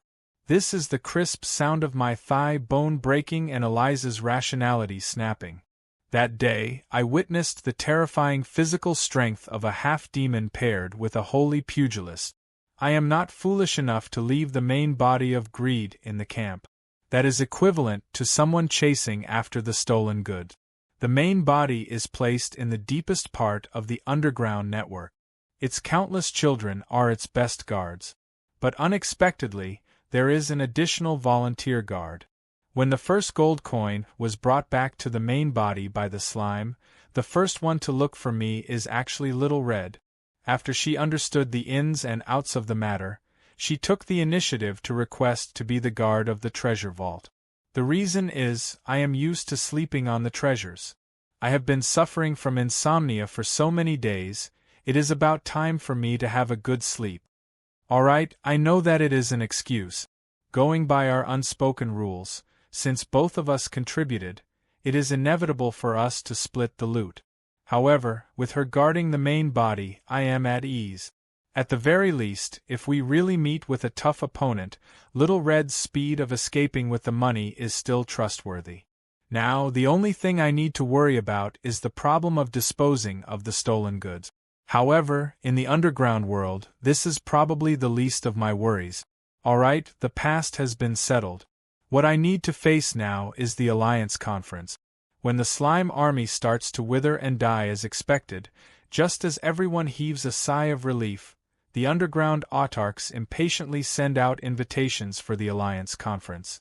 A gathering of primitive humans. Do the underground city lords know how to dance the hula dance? Just when the streets and alleys were already in a heated discussion, the formal attire that was sent along with the invitations made those unlucky underground city lords feel thankful for the thoughtfulness of the organization. At the same time, they heaved a sigh of relief. Clothes that can still be worn in the market are already sold at sky-high prices. It isn't easy to buy them. However, at this moment, the most sought-after item on the market isn't the lack of clothes but the learning materials for the power of law. Are you still worried about the invaders and the magical beasts that are constantly harassing you? Here is the nemesis of the lawless, a senior of the holy light. Even the undead, monkeys and half-demons are able to grasp the new era's power of law. It isn't 3 to 4,000, not 1 to 2,000, it is really just 998. The workmanship of the 8 stars 8 arrows, 99 main functions, the ability to communicate with the origin of order doesn't need money, the ability to control law incantations doesn't need money, and it can really shine. Don't hesitate anymore, come to the Sulphur Mountain City Envoy Camp to place your order. Also, the first 100 who buy it will receive a second chance at the lottery. The pages of the God Equipment Grimoire will be sent to your home. Do you know how to judge? Judge men. Mom doesn't need to worry about me failing my law incantations anymore. Grandma, my dream of becoming a holy knight has come true. The power of law is trustworthy. In order to make it easier for our customers to grasp and learn it, other than the basic pack of 998, we have also prepared 99.98 Deluxe Edition for the noble and stylish you. Of course, if you still think that this isn't enough to represent your cool status, we also have 19998 Perfect Deluxe Edition. Along with it, we will also give you a lottery card to participate in the second lottery of the God Equipment Grimoire. What are you hesitating for? Our address is at Vance 32nd District, Tauern Street 88. First come first serve. You are welcome to buy it. After earning a fortune from me, I am looking forward to the upcoming Alliance Conference and auction. Master, didn't you only bring a few hundred copies of the same information? Those Deluxe Edition and Perfect Deluxe Edition. They are all the same, exactly the same. Aren't you afraid that they will settle the score with you? Eliza, you are still too inexperienced. You have to study the shopping mentality of those underground city lords. Those who are willing to fork out 998 diamonds to buy information wouldn't mind paying another 998. What, you think that 998 is gold and not diamonds? Guards, chase this country bumpkin out. The moment these words are said, no matter how expensive it is, those spendthrifts who love their face will buy it. Do you know what is called an overlord and an ambitious person? An overlord is a big shot, the boss. No matter what they will buy the most expensive and not the best. What they want is their face. Look, those 4 overlords bought the Perfect Deluxe Edition. If others were to find out that they bought the normal Deluxe Edition, they wouldn't be able to afford it. So, our sales slogan is not to ask for the best but to ask for the most expensive. Once a deal is made, we won't have to open for 10 years. You are really crafty. Thank you for your compliment. Chapter 48. As a city that has gone through thousands of years of changes, a place where many races live together. Following the renovation and reconstruction of its previous owners, the streets of Vance are messy and disorderly. The originally square-shaped city district has changed beyond recognition after countless expansions. The goblins came and they built their alchemy laboratory, engineering laboratory, and a large-scale racetrack across the city. The beastmen came and naturally, they built an arena to witness blood and glory. When the elves came, they built a huge theater and man-made forest. When the mages came, they built a towering mage tower that reaches the clouds. Both sides of the streets are filled with buildings of various styles and ages. The solemn dwarven Baroque-style architecture, the mysterious and sorrowful dark elf Gothic architecture, the goblin style that is a mixture of metal and smoke can be found here. In fact, due to the residence of Drool and the Dark Shaman, the modern and relaxed surface elf pastoral style can also be found here. Perhaps Sulphur Mountain City, which also has many races living together, has the potential and vitality to become such a famous historical city. However, in front of this ancient city, it is still too young and impetuous. The trend of the new era and the sedimentation of history intertwine with one another. The ethnic clothing and specialty stalls on the streets can be seen as scenery. The charm of the gathering of many races and cultures in this ancient city is displayed to its fullest. From a certain perspective, it shows the ancientness and changes of the city of Platinum. Now, along with the changes of the times, the original orderly and organized design of the city has long disappeared. Time and history have divided the various districts into countless valleys with irregular patterns. Following the Underground Alliance choosing this city as their headquarters, more and more races and underground cities chose to occupy a corner of this city. Facing a city that changes every day, even the old Vance citizens who have lived here for their entire lives can't figure out how many races there are and the unique buildings of their races. It is also impossible for them to sort out where the various alleys lead to. However, there is one place that all Vatans will never forget: the Platinum Chapel. Of course, this also has to do with the massive area it occupies and the 7 mage towers that reach the cloud. If one were to see it in any corner of Vance City, they would naturally not forget about it. That was the residence of the Platinum King, who left his name in history due to his extravagance. At that time, the underground autarch who ruled over this city and the surrounding hundreds of underground cities was high-spirited. He spent a huge sum of money to build this city within a city that occupied an area of 6 kilometers. In order to match its name, he used mithril and platinum to create a layer of shiny coating on the outer walls. Under the light, the shining fortress was like a castle in the clouds that was the home of angels. Inside, the streets were sparkling with jewels, satin beauties attending to them, and there were wine pools and meat forests every day. Alright, let's not talk about how that fellow extorted taxes and how he was overthrown by the seething anger of the people.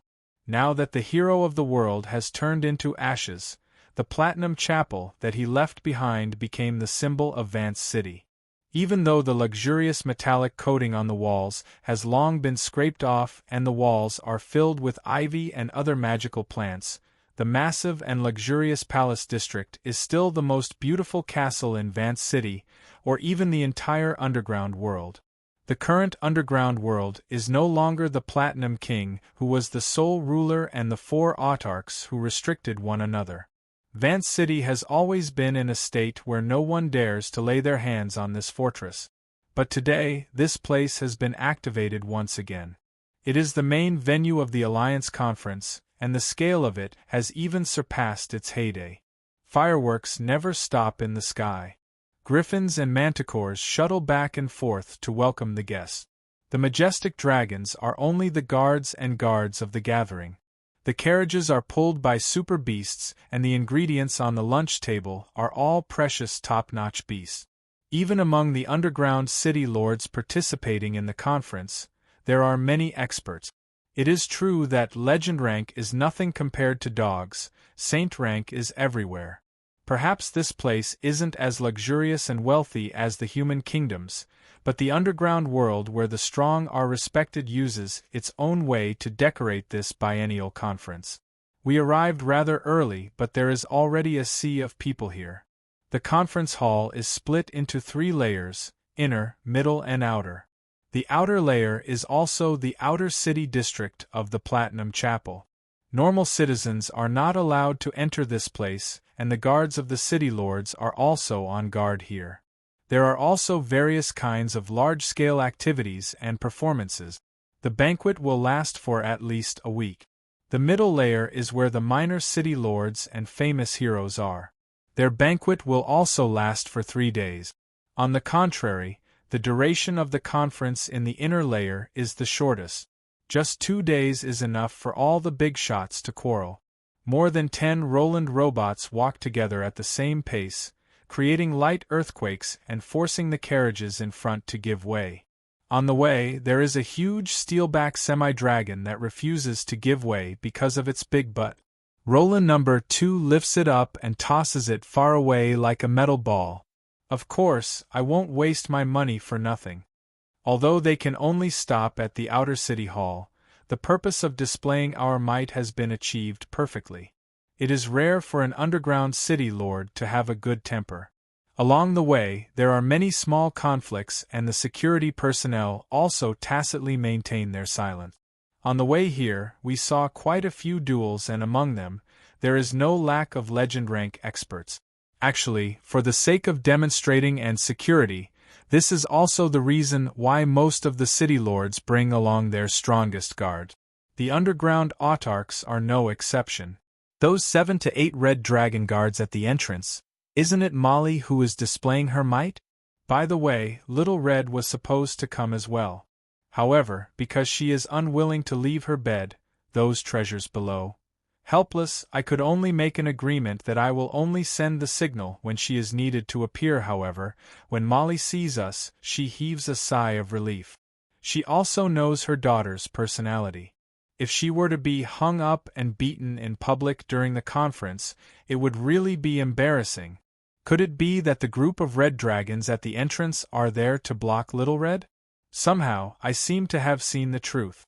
Hey, old fellow, I'm here. How have you been these few days? Starting a war during the conference is absolutely forbidden. Those who go against it will immediately become the public enemy of the Alliance. However, this doesn't stop me from mocking them. Or rather, in this kind of situation where everyone can only move their mouths, it is more convenient for me to shoot my mouth off. Now, hearing me mention my experiences these few days, the pretty face of the Dragon Empress immediately contorts in anger. Of course, I know that they haven't been doing well these few days. They were attacked by thieves, underground city lords, and even undead lord. Even if they have a strong background, how can they guard against everyone when everyone is their enemy? Their days of being scorned by everyone is really unbearable. 6 Shilua senators have already appeared. Fortunately, the top 3 aren't here. If they were here, I probably wouldn't be able to see you all. Lamost's ant venom isn't that good, it should be excruciating. Just by looking at her appearance, the Dragon Empress is a red-haired beauty. However, at this moment, she is wearing black gloves that extend all the way to her shoulders and a fur coat covers her entire upper body. This is completely different from her usual dressing style. It is obvious that there are injuries on her hands and body. Just yesterday, I heard that she fought with Lamoste. The most likely reason for that is the fatal plague ant venom. I purposely touched the sore spot. As expected, Molly is so angry that the magic tattoo on her face contorts. However, after which, she clenches her teeth and forcefully tolerates it. Taking the cocktail from the hands of the waiter, she drinks it in one gulp and leaves immediately, leaving behind only a sentence. You won't be happy for long. I hurriedly reply. Right, your daughter said that she wants to beat you up. Remember to bring bodyguards. Those bunch at the entrance aren't even enough for her to beat up. I purposely raise my voice. The surrounding city lords are shocked that there is actually someone who dares to provoke the Dragon Empress like that. What makes them even more incredulous is that after the Dragon Empress clenches her teeth, she doesn't fly into a rage, as though she is silently acknowledging the reality. Uncle Bones, if you talk about her like that, won't she obstruct us when we enter the Alliance later? If I don't mock her, she won't obstruct us? Since we are already destined to offend her, then we might as well offend her to the end. Furthermore, in the underground world, only the strong will be respected. We did offend the Dragon Empress, but at the same time, we also gained the goodwill of her enemies. Look, how happy that fat Baldy is smiling. The fat Baldy that I am talking about is currently chatting animatedly with Kaja. Seeing that I am here, he even takes the initiative to beckon me over. Exclamations fill my ears. Not mentioning the fact that I snatched the Dragon Empress voice, just the invitation from the underground autarch Edgewer alone is enough for us, a bunch of newbies, to be on the headlines. Einsterna. Edgewer, his body is round and doesn't have many strands of hair. From afar, he looks like a moving boiled egg, but none of them dare to express it. Facing the invitation, I took a step back and allowed and to carry out her duties. Recently, with the chaos, and had quite a few chances to make a move. Furthermore, with everyone taking the initiative to feed her moves, her improvement in strength is obvious. Especially after hearing the experience of her godfather's breakthrough, she seems to have grasped something. It wouldn't be strange for her to break through at any moment. However, compared to Anne, who is advancing triumphantly, Eliza, who is behind me, is strangely silent. Different from Anne, who is destined to become the city lord of Sulphur Mountain City, Eliza doesn't know what she wants anymore. If she is confused about her future path, how can she become a legend? These few days, she has been frustrated and silent. Don't think so much, the current you is already very good. Even if the consolation of an outsider isn't of much use in choosing a path, I still can't help but spout nonsense. My consolation makes Eliza jolt. Just as she is about to say something, dang dang dang, the bell rings. The sky is filled with colorful flags and the commotion outside is deafening. The Alliance Conference has officially begun. Let's go in. Looking at the underground city lords who are starting to enter the inner city, I quicken my footstep. I really can't bring myself to let and go to the conference in the inner city alone. I suggest that we form an allied army to completely wipe out the spy sent by the tailless monkey on the ground. The Lion King's furious roar echoes in the hall. That pair of furious eyes stares straight at me. It is obvious who the spy is. Even the city lord is a human hero on the ground. Which side do they belong to? What right does Sulphur Mountain City have to join the alliance? Do they intend to sneak in and become a spy? I suggest to chase them out. Whoever dares to reject my suggestion is the enemy of the Dragon's Denver. The Dragon Empress threat is direct and effective. Offending the Dragon's Den is equivalent to offending all of the dragons under the Dragon's Denver. That is not a small problem. As expected, the moment the conference starts, before we can even be introduced into the alliance, the Lion King and Dragon Empress start firing. But looking at this situation, I smile happily. Then let's make it the first proposal. Fellow city lords, please vote. What surprised the Lion King and the rest is that not only did Kaja and Edgewar not stop them, they even treated it as a proposal and requested for a vote. Following which, an even more shocking scene happens. This proposal that would have been effective with more than half of the people in the hall, only a few hundred people raise their hands in agreement. Alright, the first proposal doesn't pass. At this point, if one still doesn't know that something is wrong with the situation, one would really be a fool. The Dragon Empress and the Lion King look at one another, their faces filled with shock and disbelief. Due to the distance between the underground cities, many of the participants have deep grudges against each other. The Underground Alliance is originally an extremely loose organization, and even the underground autarchs don't dare to say that they have absolute authority over their supporters. Now, even the underground city lords who are on good terms with them gave up. What is going on? They expected that Sulphur Mountain City would try their best to rope in the other underground city lords. But these underground city lords are all arrogant and they are far apart from each other, making it extremely difficult to bribe them. Furthermore, they have become the target of scorn these few days, so they don't have the leisure to set up a trap for Sulphur Mountain City. From a certain perspective, the effect of throwing the scepter has achieved. Edgewar nods his head and continues to speak. Then, the second proposal will be proposed by Kaja and I. We will accept Sulphur Mountain City as a member of the Alliance and give them the same status as me, Kaja, Sho and Lord Dragon Empress. Yes, we might have another Vice-Alliance leader. The moment this proposal comes out, the entire hall is thrown into chaos. The position of an underground autarch isn't something that can be decided by the Alliance, but if this proposal is passed by the Alliance Conference where all of the powerful underground city lords are present, then what difference would there be between Sulphur Mountain City and the other underground autarchs? As for the Alliance Vice-Alliance leader, that is just the official name of the autarch. This proposal is more important. According to the rules, there must be at least 80% of the members who don't object to it. This is a secret ballot, so please feel free to vote. No one would think that this inconceivable proposal will pass, except for me. This proposal definitely won't pass that I told Kaja and Edgewar. Then, we will take a step back and propose the next proposal. That way it will pass easily. Do us a favor, we need a shocking entrance. As the price, we will pay. Yes votes 110. Hearing this number, the Lion King and Dragon Empress smile. The gaze they look at me is filled with disdain, as though they are saying, "Country bumpkin, you still want to reach the sky in a single step, just watch." Objection votes 206. Impossible!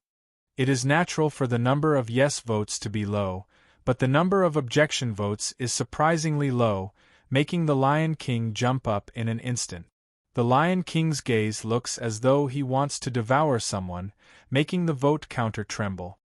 Neutral votes and abstention votes total 3,267, total number of participants 3583. Proposal passed. Ah! The announcer screams as he throws the result to the side, then scrambles down. The Lion King snatches the tabulation results and looks at it multiple times. The black and white words are placed in front of him. In the end, he can only put on a sour face and tear it apart to vent his anger. "How did you do it?" Kaja sticks close to me, her breath smelling like orchids by my ear. But I just smile mysteriously, not replying. Actually, to put it bluntly, it isn't worth a single coin. While others thought that I was fooling around, I actually did quite a few proper things. For example, as an old fox lawyer who knows how to exploit loopholes in the law and a legislator who knows how to patch up loopholes, I studied the rules and regulations of the Underground Alliance. Important decisions can be passed as long as more than 80% of them don't object. This is to prevent the Alliance, which has many internal differences, from being unable to come to an agreement. When the underground autarchs are unable to come to an agreement, this resolution will allow the majority of the underground city lords' decisions to be effective. But they neglected that sometimes, not objecting doesn't mean that they agree. It is indeed difficult to get the underground city lords to vote in favor, but it isn't impossible for them to not object. A portion of the law information is indeed lacking, but if you don't object during the voting for us to join the Alliance, we will pass it to you after the meeting. Yes, it is enough as long as you don't object, we just don't want to lose so badly. This is a threat. This is a gift from Sulphur Mountain City. Your clothes were damaged in the calamity, right? These leaves, rattan clothes are all made by our Liberation Heaven Group's drool. They are all natural materials, ensuring that they are natural and in accordance with the teachings. You don't have to pay, it is free. However, if you can help us during the voting for the Alliance, it will be enough. You should know that we are new here, so we aren't familiar with this place. We will be depending on you, Big Brother. This is a favor. Don't you think that the current situation isn't right? Right now, the 4 underground Vice Alliance Masters are divided equally, and sooner or later, they will fight to the death. Don't you think that we need an existence like a lubricant? He needs to be strong, but he can't be too strong, and it would be best if he doesn't have any ambitions. This is reasoning. The Lion King and Dragon Empress are restricted by the scepter, giving me the opportunity to ask for votes from multiple angles. While the underground city lords are holding on to the mentality of 80% to pass, anyway, even if I forfeit, he won't be able to pass, our success is already decided. Congratulations, new Vice Alliance Master. Edgeworth's congratulations are filled with malicious sarcasm.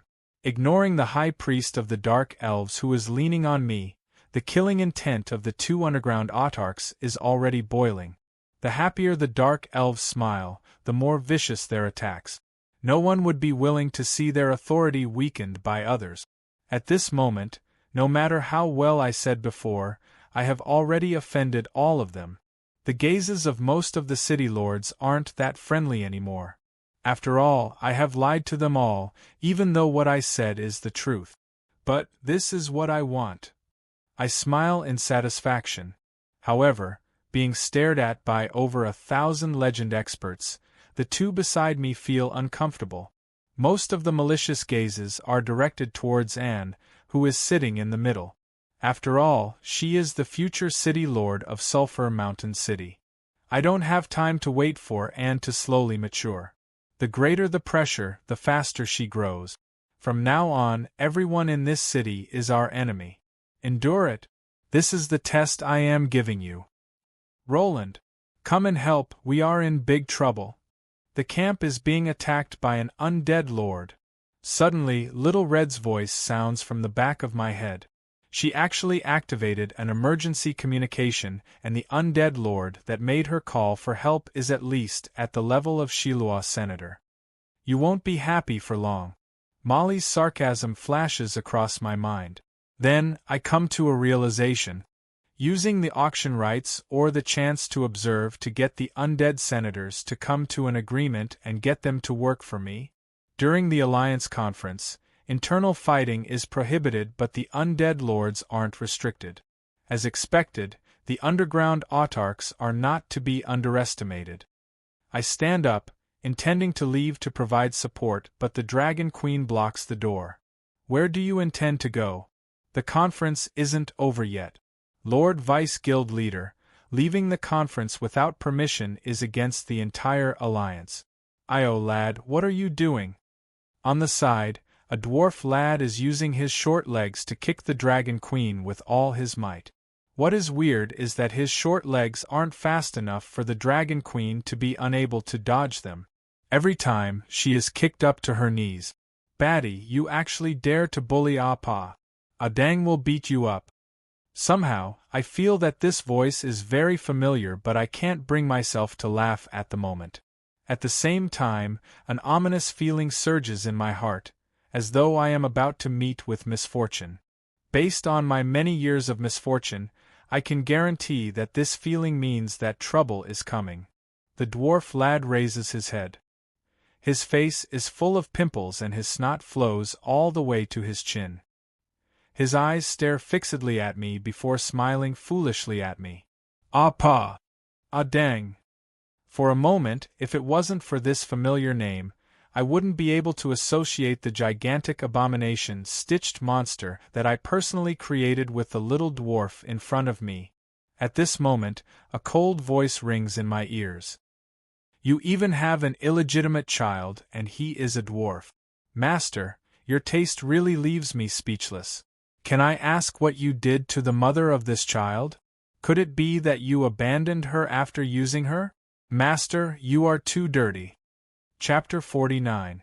The resplendent hall is in a mess. Even though the host is trying his best to maintain order, he is unable to stop the discussions of the underground city lords on the seats. Even though some of them were scammed, to be able to scam everyone and to be able to get this suggestion to be voted on in the Alliance Conference, this shows the strength of Sulphur Mountain City.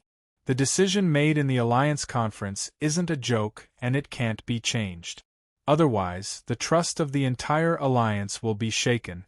The fifth autarch, Sulphur Mountain City, this is the term that the underground city lords are talking about the most and it is the reality in most of their hearts.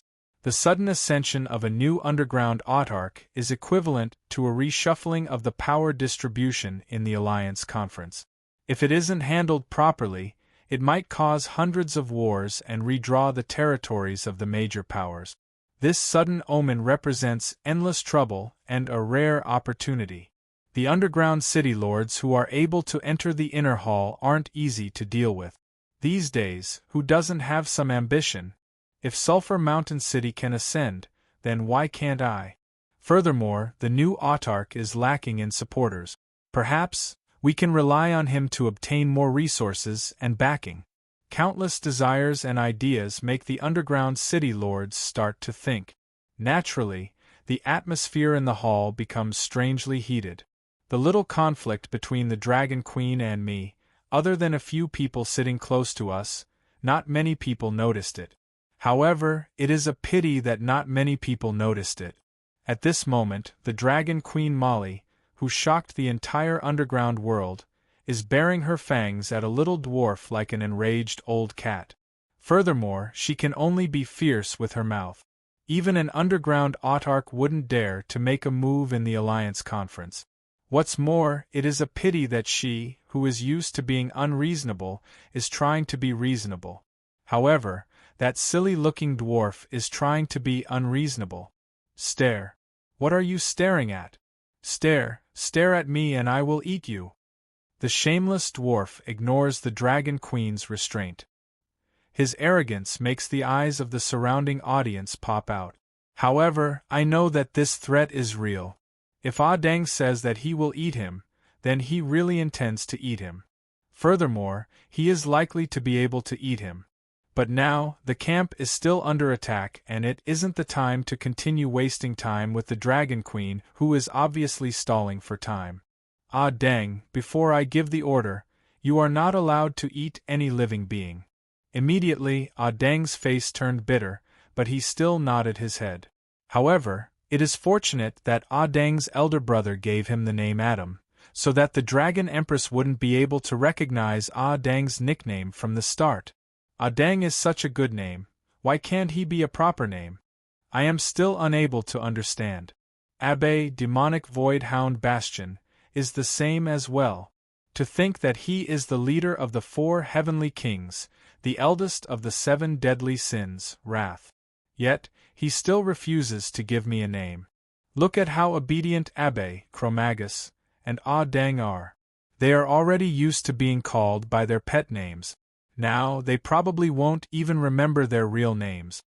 In the void, a familiar voice was heard from the emergency channel that they had agreed upon beforehand. Are they here yet?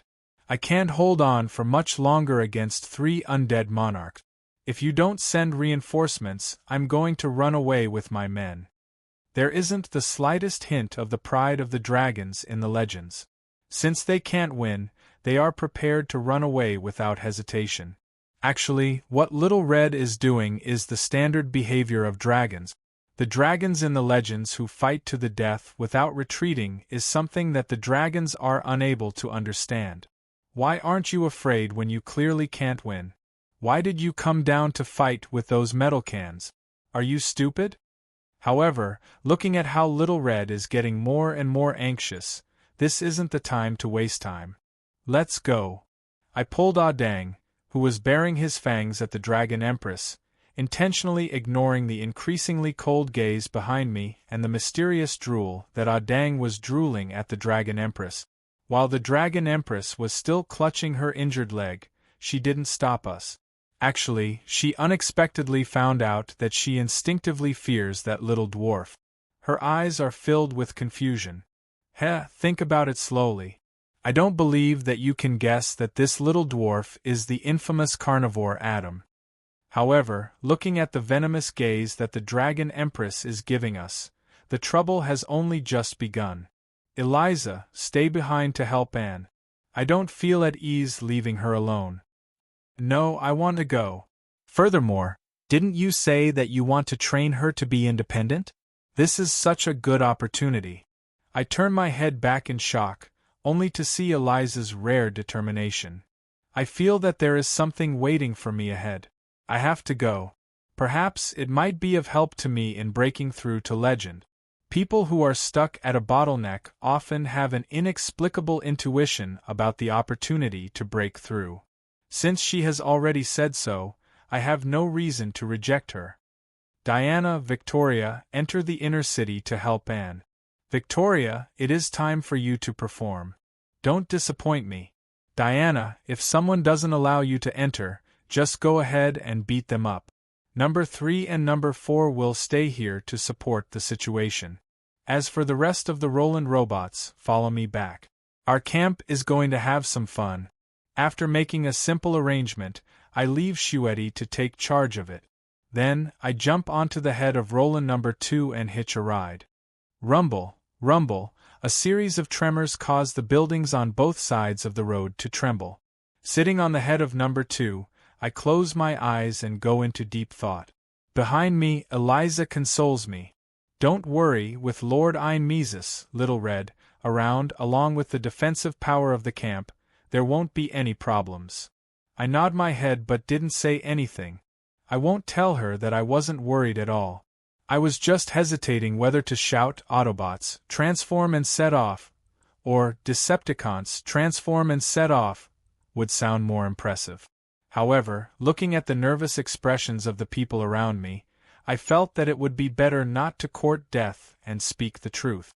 Haha, this is fun. Dad, this isn't a living thing, can it be eaten? The drooling ah dang bounces around like a ball being played by the robot. Even so, there isn't any possibility of him falling down.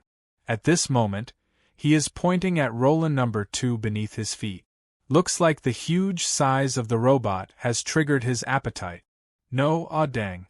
Also, you aren't allowed to call me ah dad here.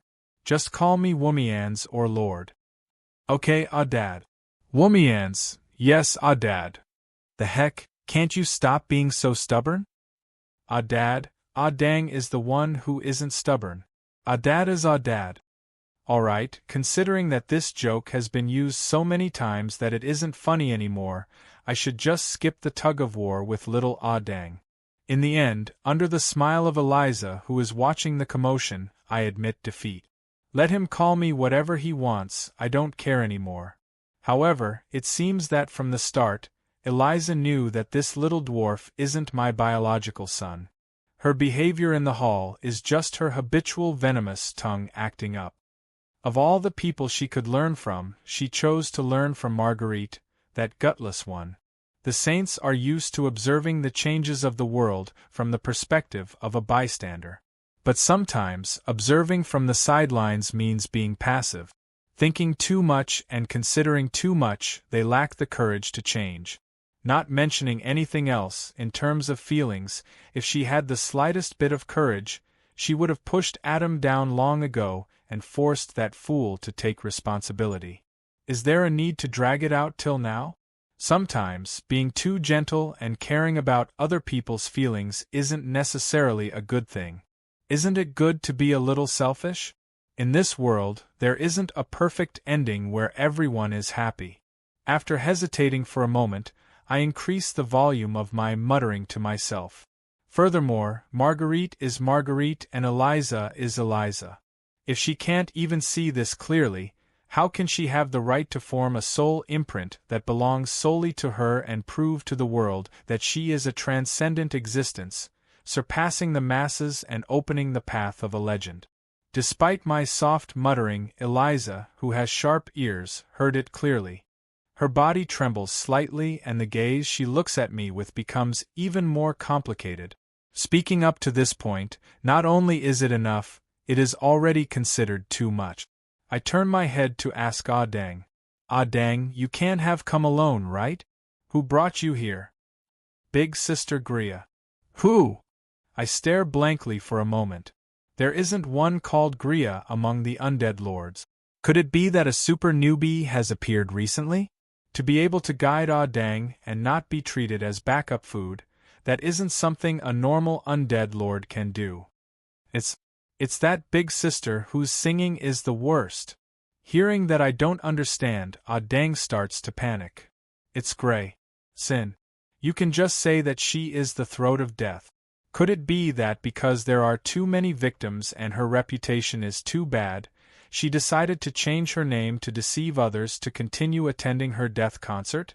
Hearing that her singing is terrible, I instantly think of the familiar Bone Dragon Queen.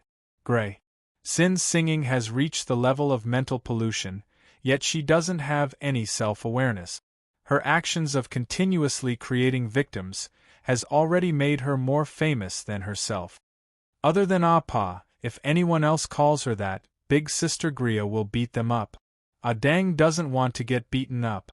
Hee, it can't be that you can't defeat her. My ah dang won't lose to any senator. No, ah dang doesn't beat Big Brother and Big Sister. Ah dang is very obedient. Whoever dares to bully Big Brother, Big Sister and Appa, ah dang will beat them up. Appa, isn't ah dang very obedient? So obedient. This is what a good child should be. I happily hug this little cutie and along the way, I turn around and blink at Eliza, indicating to her that this is how an obedient child should be. Sigh, I really regret it.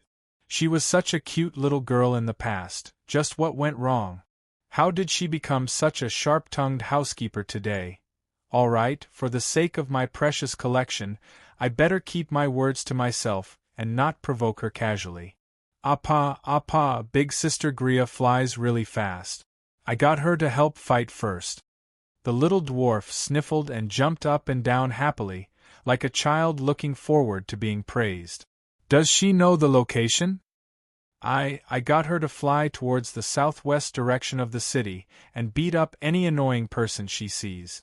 Even though it doesn't make sense, but for experts who aren't that intelligent, even their cultivation relies on their instincts. Intuition is usually stronger than careful thinking. Obviously, Ah Dang and Adam belong to the physical intuition faction. Bone Dragon Queen Grey. Sin is here. She is actually helping me. Little Red's message made me heave a sigh of relief. Grey. Sin's singing might be unreliable, but her fighting prowess is reliable. However, it is only a matter of time before a problem arises. I can't rely on others to get there. Furthermore, there is still at least 20 minutes before I reach there. Furthermore, if I were to arrive and my identity is exposed by those familiar fellows, back then, I got the intelligence from that dark elf spy that even if Lord Yongya is sealed, the Dragon Empress wouldn't dare to open it.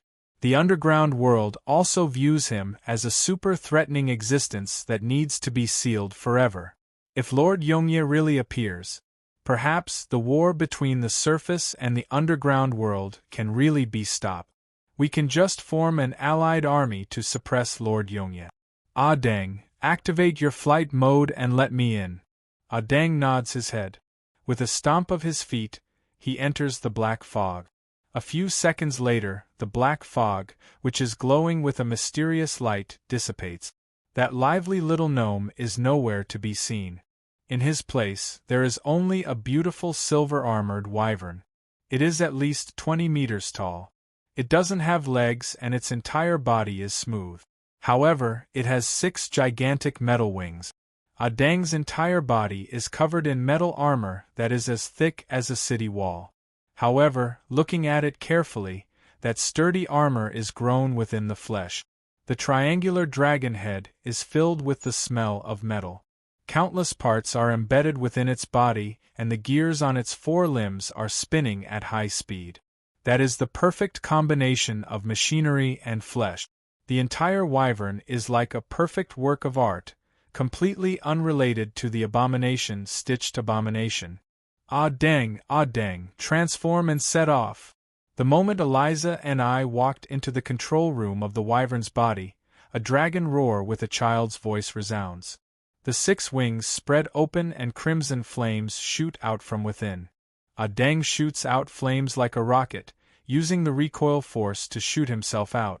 Although the control room is very stable, looking at the scenery that is rapidly retreating, a normal giant dragon doesn't even have the right to eat dust. An abomination increasing giant that can transform? Is it weird? In reality, it isn't. This is the foundation and shackles of his existence. Ah Dang represents the original sin, gluttony. Gluttony, to put it bluntly, is an excessive appetite. Appetite is the most basic requirement of life. Life needs to eat and digest nutrients. Its basic goal is to survive and become stronger so that it can emerge victorious in the cruel world of nature and obtain a chance to evolve. Gluttony equals evolution plus survival. When this equation is formed in my mind, the weakest abomination-stitched abomination in history is born. He is only 2 meters tall, unable to even lift a small rock. The only ability it has is to eat. Abomination-stitched abomination is a fusion of corpses, making it the most suitable to fuse the strengths of other living beings to evolve. On the other hand, Ah Dang is able to fuse the strengths of its food into its own body. Very quickly, after going through a few battles, a mountain-sized corpse monster becomes the nightmare of all living beings. But soon after eating once, he self-destructs. I concluded the lesson of my failure. That is because no living being, no inanimate object, is able to evolve endlessly. Evolving beyond the limits of one's physical body, overly powerful strength, overly complicated physical structure, will only lead to deformity and destruction. Now that the new equation of excessive evolution equals self-destruction was established, the next step was to have the Masked Knight's evolution be limited by a goal and direction. Fine, I admit that I copied a certain masked knight who had many forms during this process. The experiment wasn't smooth sailing. Dozens of experiments self-destructed, and the only successful product is Dang. After which, I set a few goals for Dang. Normal combat form, flying form, diving combat form, assault form, and so on. Then, I let it evolve through devouring. For example, no matter how much it absorbs genes that are beneficial for high-speed flight, it is only limited to the flying form. For example, I let the wings of a wyvern and the wings of a phoenix directly devour and fuse together. The genes of the winner will be used to construct its own wings, while the genes of the loser will be used as backup and food. After countless times of devouring and fusing, it will naturally form the most perfect flying form. Stealing the sharp claws from a behemoth, stealing the wings from a giant dragon, and stealing the talent to use holy light from an angel, Dang is the true perfect life form and ultimate existence. Alright, this design is indeed a success, but I unquestionably went overboard. In theory, the ever-evolving Dang can eventually grow to the level of god slaying. Of course, in order to achieve this goal, he first has to devour a few semi-gods without being stuffed to death. However, I feel that before that, Mother Earth would first descend to the mortal world and slap me to death for creating such an unnatural monster that is capable of destroying the world.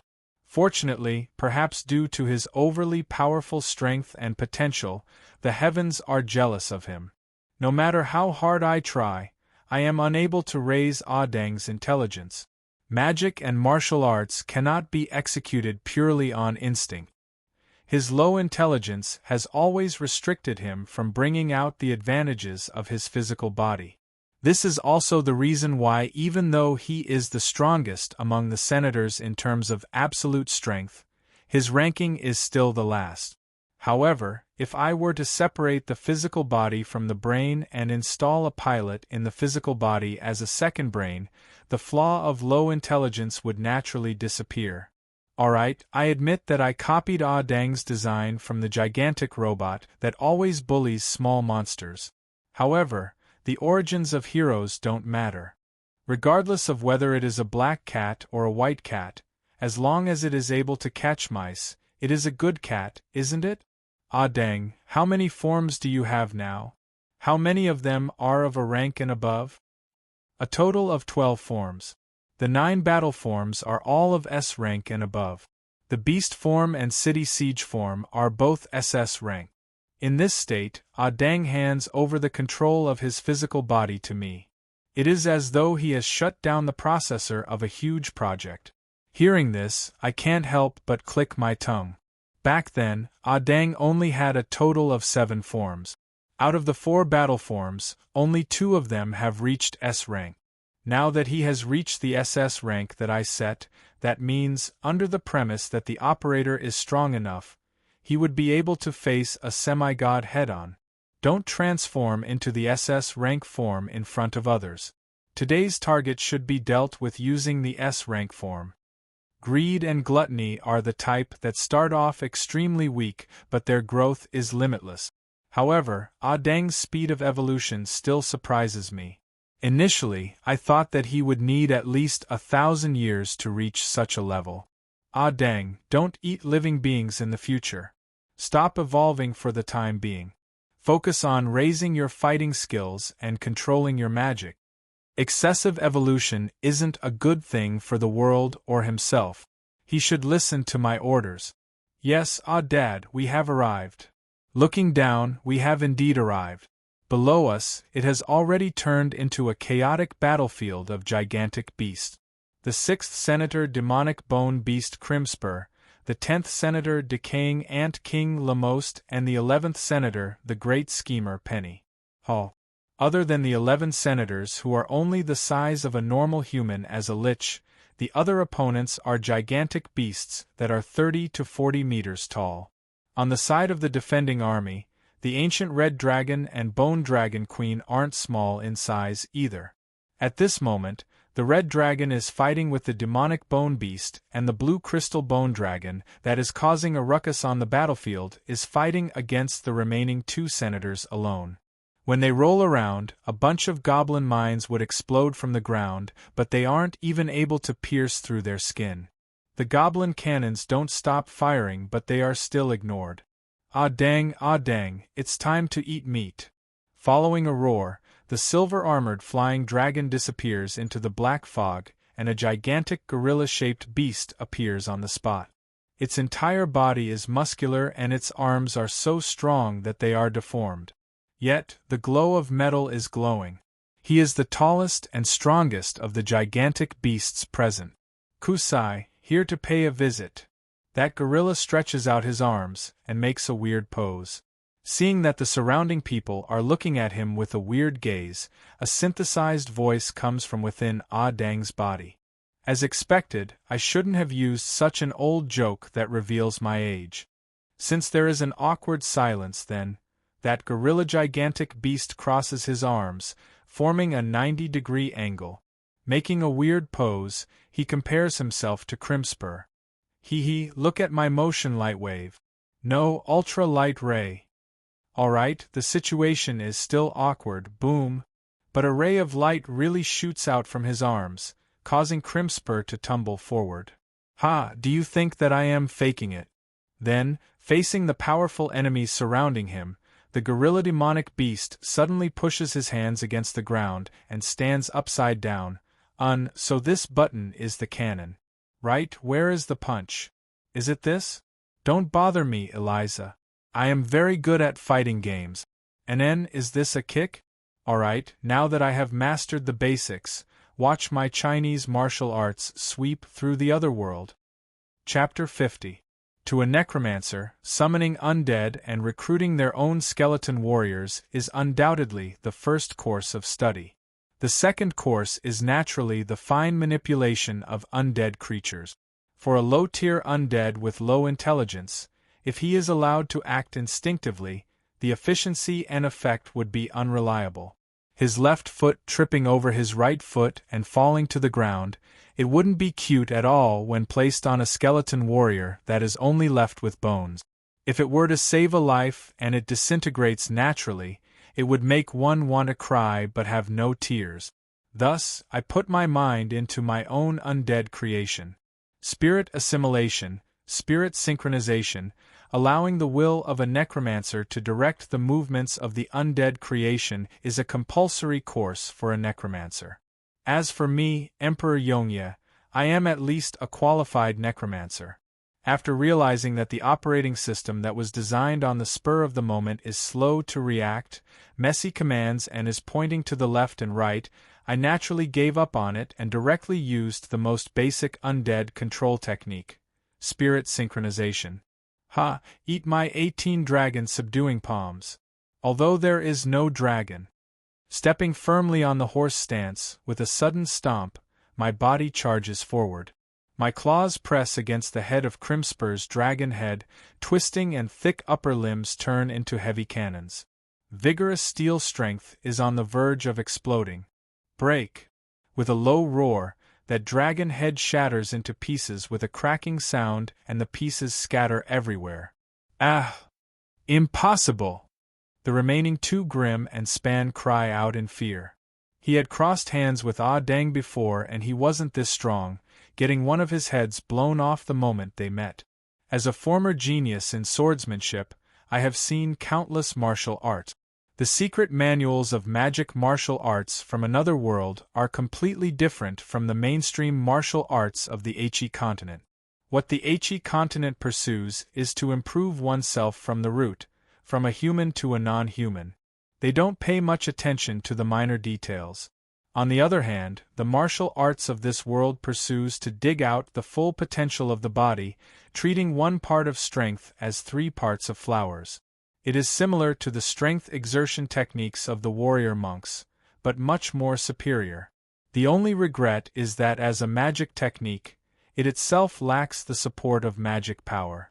Furthermore, it clearly requires the support of special and unique magic power, innate chi and inner chi. Thus, it has always been used as a decoration. However, with Ah Dang's perfect body, if he lacks magic power, he can just use his physical strength to make up for it. Currently, this is the first time that I, who is in sync with Ah Dang, am using this perfect strength exertion technique. Seeing how powerful it is in actual combat, I am shocked. But now was not the time to be shocked.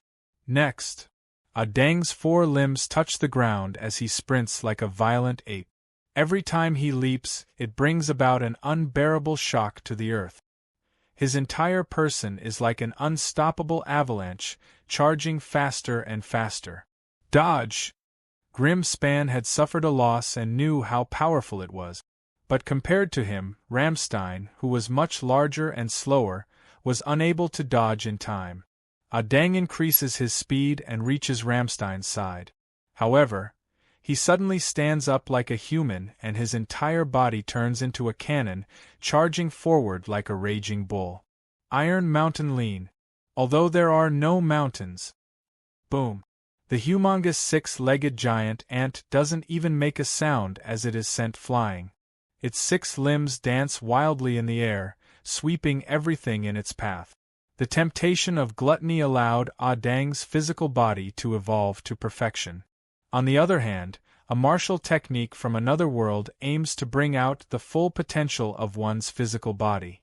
The combination of the two causes Ah Dang's fighting prowess to soar. When the orangutan behemoth's searchlight-like eyes locked onto the last undead senator, the Lich Penny did not say a word and immediately escaped through a dimensional door. Furthermore, this was an alliance of benefit. Furthermore, the Eternal Night Scepter isn't in their hands yet. Thus, the 3 senators held back when they made their move. When Gria was clearly siding with them, in order to give face to their colleagues, they decided to fight with a peaceful fist. At this moment, the rampaging Ah Dang is unstoppable. It is obvious that he has gone berserk. If he were to be knocked to death by this rash fool who doesn't care about their past relationship, wouldn't they be the laughingstock of their future generations? Undead lords and powerful races like dragons rely on their talents to survive. In terms of realms, Little Red is only a myth rank below semigod. However, coupled with the racial talents of the dragons, if they were to really fight, even the semigod Adam might not be able to do well. Initially, Little Red alone is enough to suppress the 2 senators.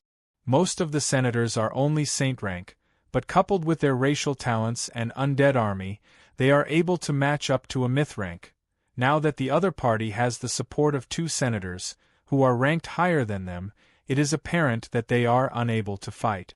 A wise man knows when to retreat. Undead lords have lived for so long, it isn't enough to rely on their fists alone. After which, seeing Ah Dang rampaging for some reason and Pawnee slipping away, Grimspan, who has lived for a long time, unhesitatingly brings Ramstein away. At this moment, there are still a few days left to the auction and the main show hasn't started yet. I still have to keep them as the main characters, so I don't have the intention to pursue them to the end. Big. Gria is agitated and wants to say something, but she is stopped by my phantom sound. Let's talk later. When Ah Dang dispels his transformation and turns back into a bouncing little gnome, I skillfully take out a small booklet from my back and pass it to him. Little brother, I see that your bones are amazing. You are a 1-in-a-million genius in martial arts. The mission of maintaining the world's peace will depend on you. I have a secret manual of Buddha's palm here. Seeing that we are fated to meet, I will give you a discount. I will sell it to you for $10. Gotcha. The ravenous Ah Dang swallows the secret manual in one gulp, almost biting my hand in the process. Then, he looks at me expectantly, hoping that his Ah Pa will continue feeding him. You got eaten, wait, spit it out? I am just joking, I haven't left behind a copy yet and I haven't mastered it yet. This thing is a limited edition, even if I can't master it, I can still use it as a family heirloom to fool others. Ah Dang looks at the old fellow, who is taking something out of the little gnome's mouth with a wronged expression. If it was anyone else who dares to mess around like this, he would have swallowed them whole. But at this moment it is his pa, so he can only do as he wishes. He looks at big sister Gria, hoping that she can be saved. But at this moment, Gria, who has turned back into a human, is only concerned about saving her little brother. Her pair of beautiful eyes are already locked onto her emperor. That layer of disguise is meaningless in front of her. Everything around her is ignored, her passionate gaze is enough to burn everything. Big Lord, long time no see. Remembering that the emperor is obviously in disguise and seems to be hiding his identity, Gria immediately changes her words. Just like a young girl who is in love for the first time, the bashful Gria tugs on the corner of the emperor's clothes. While tapping her toes lightly, she lowers her head and plays with her fingers. Whatever questioning why the emperor abandoned everything and faked his death, whatever mission given by Lionheart has long been thrown to the side. At this moment, the agitated cold-faced queen can't even speak clearly. A tinge of redness appears on her pale face. Her black and white eyes no longer have the unfathomable depth of the past. She only uses the corner of her eyes to stare at the heartless person in front of her, afraid that he will suddenly disappear again. Of course, I can see that passionate gaze, but I am unable to respond to it. I can only groan in my heart. Although I am indeed dead, I am not a necrophile and I have no feelings towards dead people, no dead dragons, Lord? Just as I am racking my brains to think of a lie, suddenly, an instinctive sense of danger makes me lower my head. At the same time, while I am immersed in the joy of meeting the Emperor, a cold wind on her back suddenly jolts her awake. Spreading her bone wings, she leaps away. The original spot was already filled with the marks left by the ice blade lines. Eliza, it doesn't have to be. My surprise hung in the air.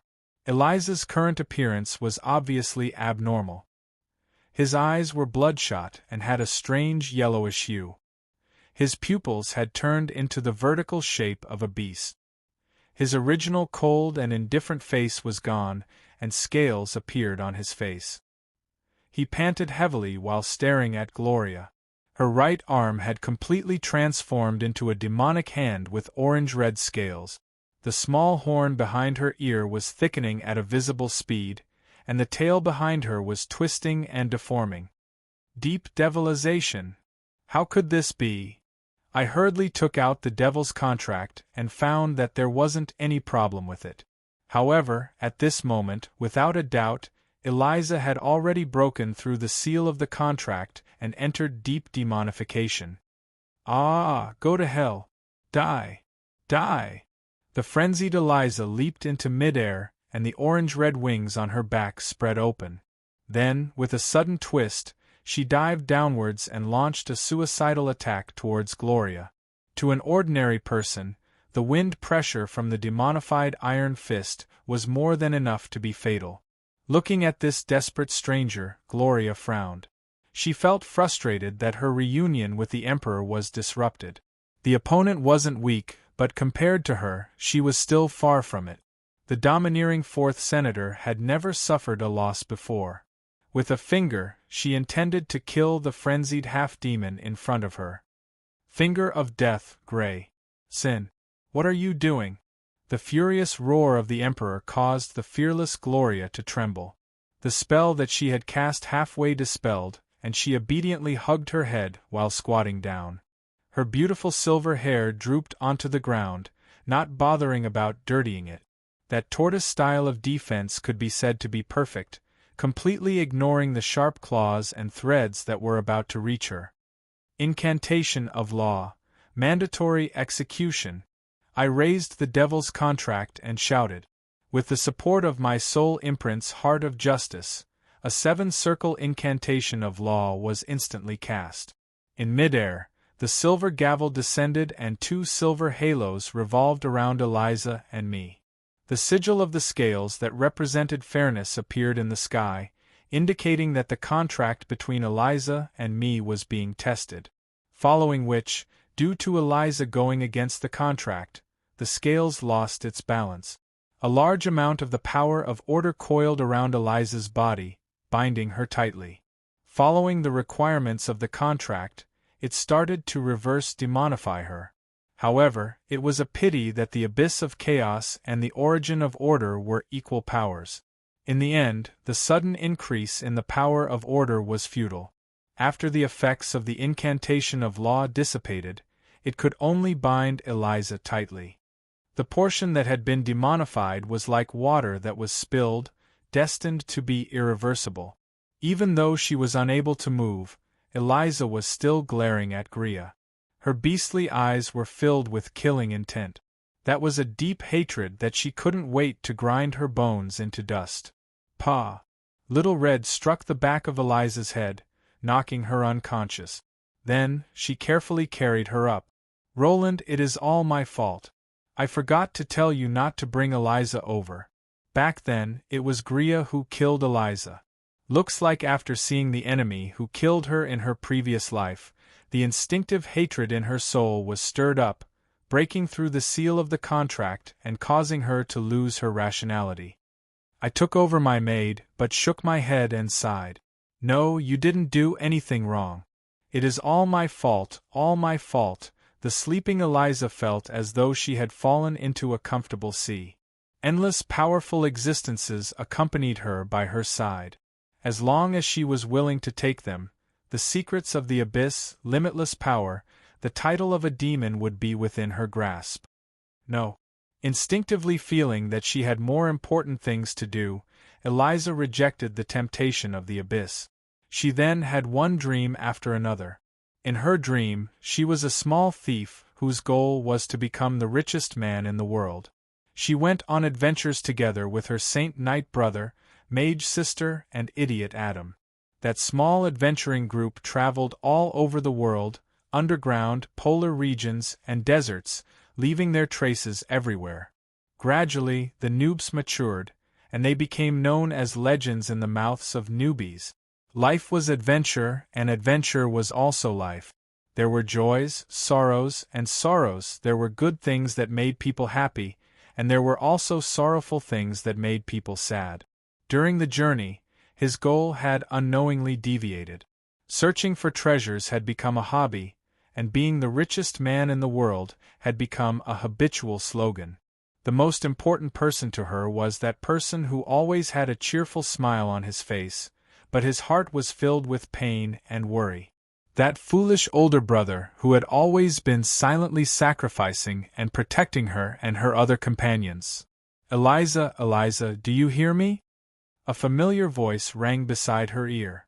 Eliza knew that her dream was about to end.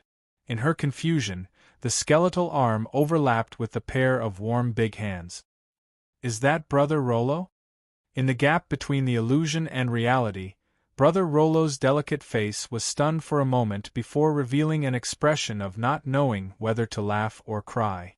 That was the look of him every time when he helped her and the idiot to clean up their messes. That year, when she was still immature, she loved to see Brother Rollo's helpless and doting look the most.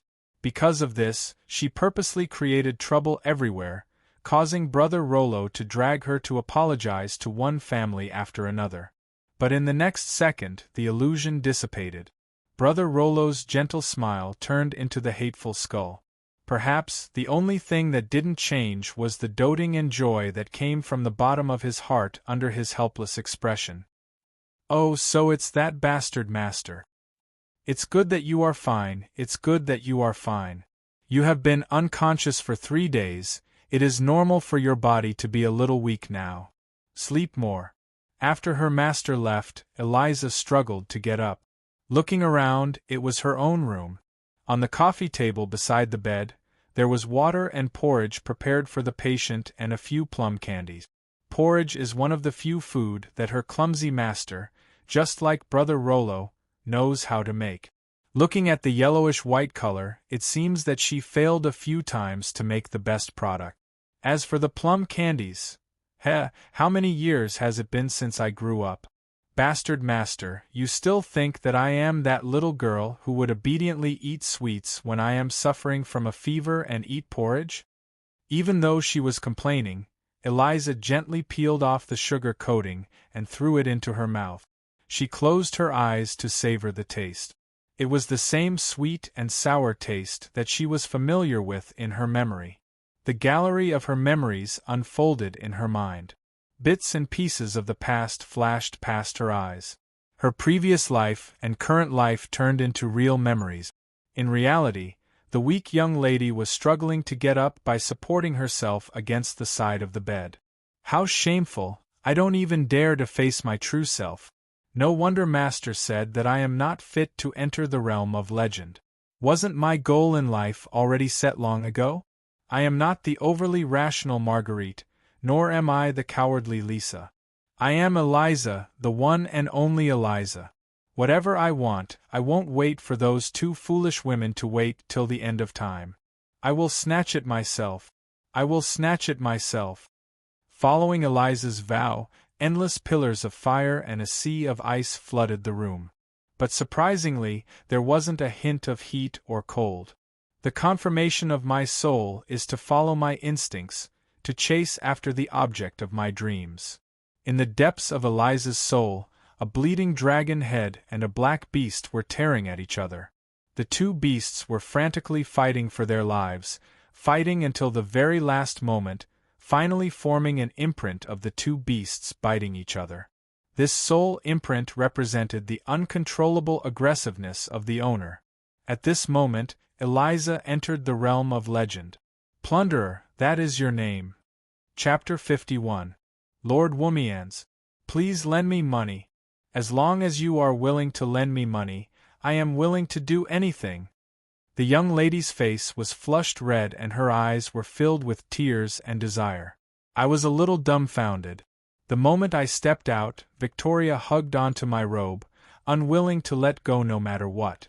She even said that she wanted to borrow money to buy some belt. Lord, we just found out that there is a rare treasure in the auction, Edwina's transformation belt. If it is possible, I beg you. I can use my salary as collateral. I am still young, I can work for another 200 years. Diana, who had been strangely avoiding me recently, mustered her courage and worked hard to get financial support from me for the sake of her brother's happiness. She was even willing to sign a contract to sell herself for a few hundred years. After Eliza removed the dozens of curses from Victoria's body, including the shaman's witchcraft, Victoria started living with her sister. However, perhaps because she heard too many rumors about me, she was afraid of me. Instead, she always stayed far away from me. Even if she met me in the corridor, she would tiptoe away, as though I would eat her alive. Lord, as long as you are willing to lend me money to bid for that belt, I will go all out and serve you with my fatherly skills. I know that you like boys. Last time, you also rejected my service because of this. However, this time, if I have the chance to turn back into a male, you will be happy. Right. I will make you very happy. Victoria! Her older sister Diana looked at her younger sister in shock. She didn't expect that under Victoria's cheerful smile, there was so much pain. For a chance to turn back into a male, she was willing to sacrifice so much. Sister, say no more. There is only one Edwina's belt in this world. If I miss this opportunity, I can only be a woman for the rest of my life. As long as I can turn back, even if I have to use my body to serve the demon, it is nothing. The elf young lady's eyes were filled with the resolution of sacrifice. For the sake of her goal, she was willing to sacrifice her body to serve the demon. It reminded me of the revolutionaries who died bravely. Then, as a demon, emphasis. Can you tell me what exactly happened? The two elves shivered in fright. Under my pressure, they explained everything in a few words. Edwin's belt, also known as Edwina's belt, was an epic wonder with a curse.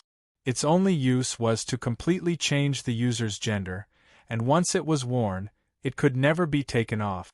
Due to its strange characteristics, any wearer who accidentally wore it would not reveal it. Otherwise, being ridiculed by others was still a small matter, because if this thing was killed and robbed, it would be too tragic. This time, for the sake of the prestige of the underground city lord, the old lion is trying his best to search for rare treasures that can be used as a stepping stone for the Eternal Knight's scepter. One of the underground dungeon lords under Lion King killed his favorite and handed over Edwina's belt. There was no such thing as an airtight wall in this world. The news of the belt being auctioned had long been leaked out. This rare treasure, which was a nightmare for ordinary people, was the only life-saving straw for Victoria. Lord, I beg of you, I've had enough of the empty feeling when I wake up. Also, the way those men look at me, it's as if they want to eat me up. It's too unbearable. Just thinking about it, I get goosebumps all over my body. Also, those days that happen once a month, to men, it's a nightmare. Looking at this tear-stained young lady, telling me about the nightmare of men with her tears, I somehow felt that it was a little funny. At this moment, for the sake of Wumian's image, I could only try my best to hold in my laughter so that I wouldn't laugh out loud. But suddenly, I understood the hidden meaning behind the words just now. Wait, you mean that the reason why I rejected you the last time was because your body is a female? You even said that you are willing to serve me after turning into a male? In other words, you think that I'm gay. No man can pretend that they didn't hear this rumor. In an instant, I was furious and questioned her. Who said that? Who dares to spread rumors? I will teach her a lesson. But the big sisters in the team all said that. Your lover, isn't he the city lord Adam? Furthermore, the reason why the both of you haven't gotten married for hundreds of years is because of the existence of the other party. Although I haven't reached adulthood yet and don't really understand, this kind of century-long relationship is really touching. Big Sister still has novels and magazines with you two as the main characters. Woo-woo, Big Sister, why are you covering my mouth? Hee Lord, I'm sorry. It's just the people below gossiping. Not many people know about the secret between you and Lord Adam. We will keep it a secret, don't worry. Covering her little sister's mouth, Diana nods her head sympathetically. At this moment, 10,000 alpacas run in my heart and thunder rumbles in my ears. Lord Roland is already a lich. Then, his relationship with the city lord will be even more difficult. I really want to expose those artists. Their magazines are too conservative and outdated. A same-sex love that is entangled in life and death, so beautiful. No, Diana, you must hold it in. You definitely can't expose Lord Wumian's secret just for your own desires. If I knew the thoughts of the seemingly decent female knight in front of me, I would probably have smashed her to death with a hammer or found a pillar to ram myself to death on the spot. Who said it? Who was the first to spread it? If a rumor spreads to the extent that there is a book of doujinshi without a mastermind behind it, I definitely won't believe it. Lord Silver Rose, it was something that happened 15 years ago. Everyone thought that it was true. Even the magazine had over 100 versions, so everyone thought that you had silently agreed to it. In an instant, a bucket of cold water was poured over my raging flames, and I became mute. Eliza, 15 years ago? Wasn't it when I told her to spread rumors about Adam? I wanted to get angry, but I found it a little funny. Back then, wasn't it me who told her to spread rumors about Adam so that he wouldn't be able to find a girlfriend? It seemed that he had once again shot himself in the foot. Back then, I was still surprised why the rumor was so effective. Looking at it now, the content of the rumor was actually changed by the cunning Eliza. How can a man with a sexual orientation be liked by a woman? No wonder both men and women tremble in front of Wumian's. As expected, Eliza, it is your fault that I am not popular and can't find a girlfriend. In the past, when I said this, there would definitely be a cold voice retorting me. No, that is because your brain is flooded with water, / do you need me to give you a mirror / even an undead wants to date, hee. Alright, even if she isn't here now, I am already used to her venomous tongue in my head.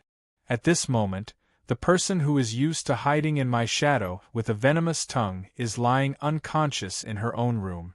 Thinking about this helpless reality, The anger that filled my chest disappears in an instant. An instinctive feeling of helplessness surges up, and I wave my hands powerlessly. I am not gay. Explain it to me clearly and confiscate those messy things. Then, I will help you get that belt. Just as my voice falls, the two dark elves cry tears of joy. They hug each other and nod their heads. However, from the corner of the wall behind us, a group of burly fellows jump out and shake their heads frantically. There is even a former thief who used the sign language used by thieves for scouting. Don't agree, why is that? Looking carefully, some of those fellows are rookies from the Hall of Justice, while some are judges from the Hall of Justice. There are both young and old. The only thing they have in common is that they are all male and they are wearing strange belts and slogans. The number 1 member of Victoria's fan club. Alright, I more or less understand it now. Men and women are actually the same. Little Victor is the highest. This seems to be a little twisted. He is the only one who is nodding and shaking his head at the same time. Obviously, he is caught in a dilemma. Long live Empress Victoria? This person has undoubtedly hit the truth of history. He really has the potential to be a charlatan. I understand now. The news must have been leaked. These fellows are all here to stop Victoria from turning back into a male. Facing the agitated fellows, I smile and sign a series of thief's sign language. On the other side, the dwarf who is proficient in thief's sign language is explaining to his companions word by word. I don't care if you all die. Tomorrow, every one of you will hand in 10,000 words to check. The topic is on normal values. Those who don't hand it in will be sent to feed Bayfoam. Conspiracies and crimes that aren't dragged into the light don't exist. This is a saying of the Dark Elves. Rose encourages her daughters to kill one another so that the most cunning and powerful one can ascend to the top.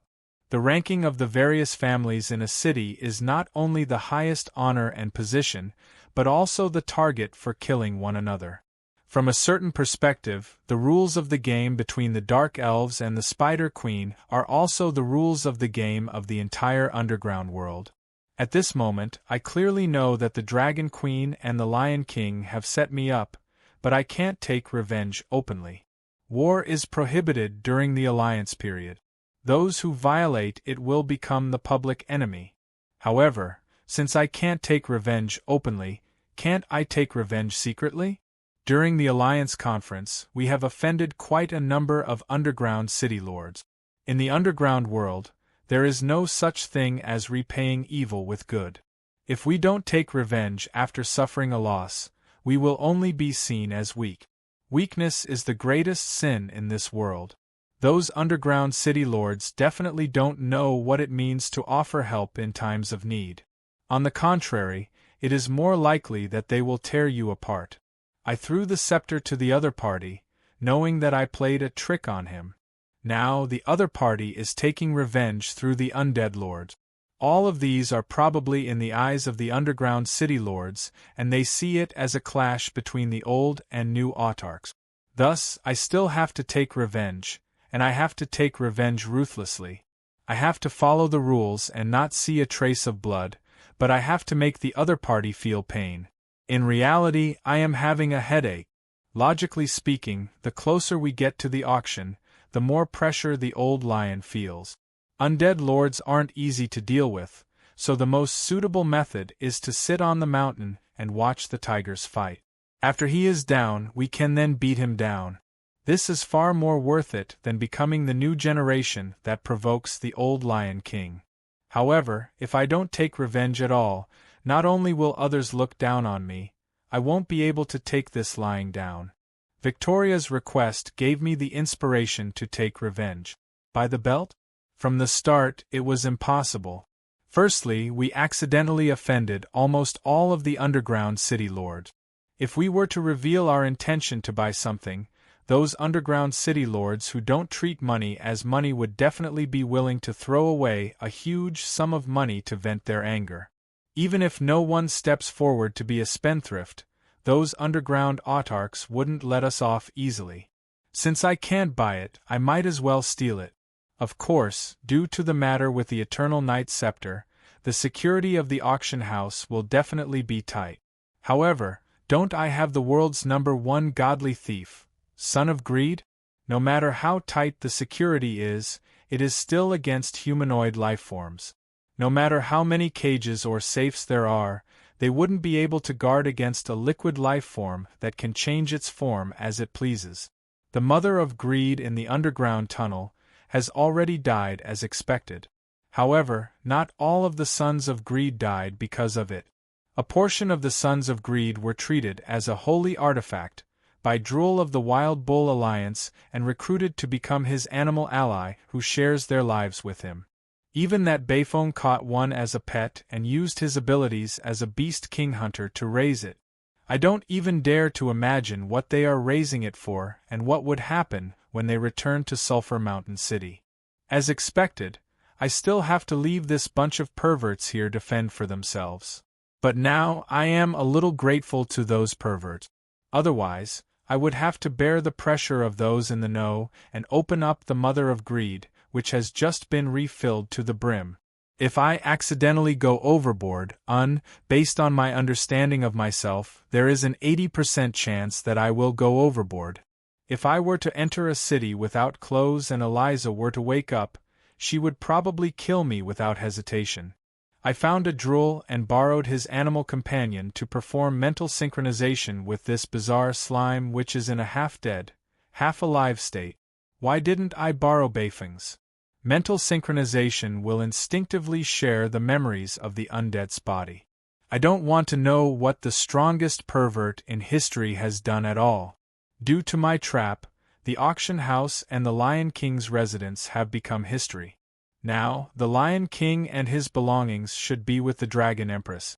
Thus, I brought the little thing to the entrance of the Dragon Empress temporary residence and placed the slime down, allowing it to travel through the underground tunnel. Alright, let's ignore the stench of the underground tunnel, which seems to be a salted fish that has been left there for 30 months.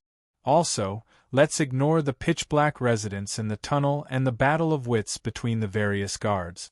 A few hours later, after going through countless dangers, I finally found my destination.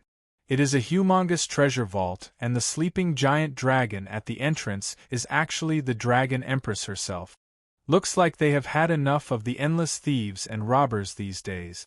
Crawling in through the ventilation hole, there is indeed a wooden fence within the vault which acts as a barrier against the child of greed. However, with my direct control, how can the instinctive fear of the back door stop me? After carefully avoiding a few traps, I enter the core of the treasure vault. Many auction items are placed together. Due to the limited number of Slime's body, I can only take a few of them away. The first item to be abandoned is the Eternal Night Scepter at the center of the treasure vault. Humph, your craftsmanship is much worse than mine. Even without the soul connection, I can tell that it is a fake. Looks like the underground autarchs aren't fools. The treasure vault, guarded by the Dragon Empress, is also filled with fake goods. At the same time, I can sense that the real scepter is still in the bosom of the Lion King. Water Elemental Plane Key? Titan Core? Hee, I've struck it rich. Being greedy isn't a good thing. After taking away the most valuable items in front of me and that belt, I start on my way back. But on the way back, I overhear the conversation between a certain someone and the Lion King from outside the ventilation duct. You must leave the scepter behind. If you mess it up, Lion, death isn't the end.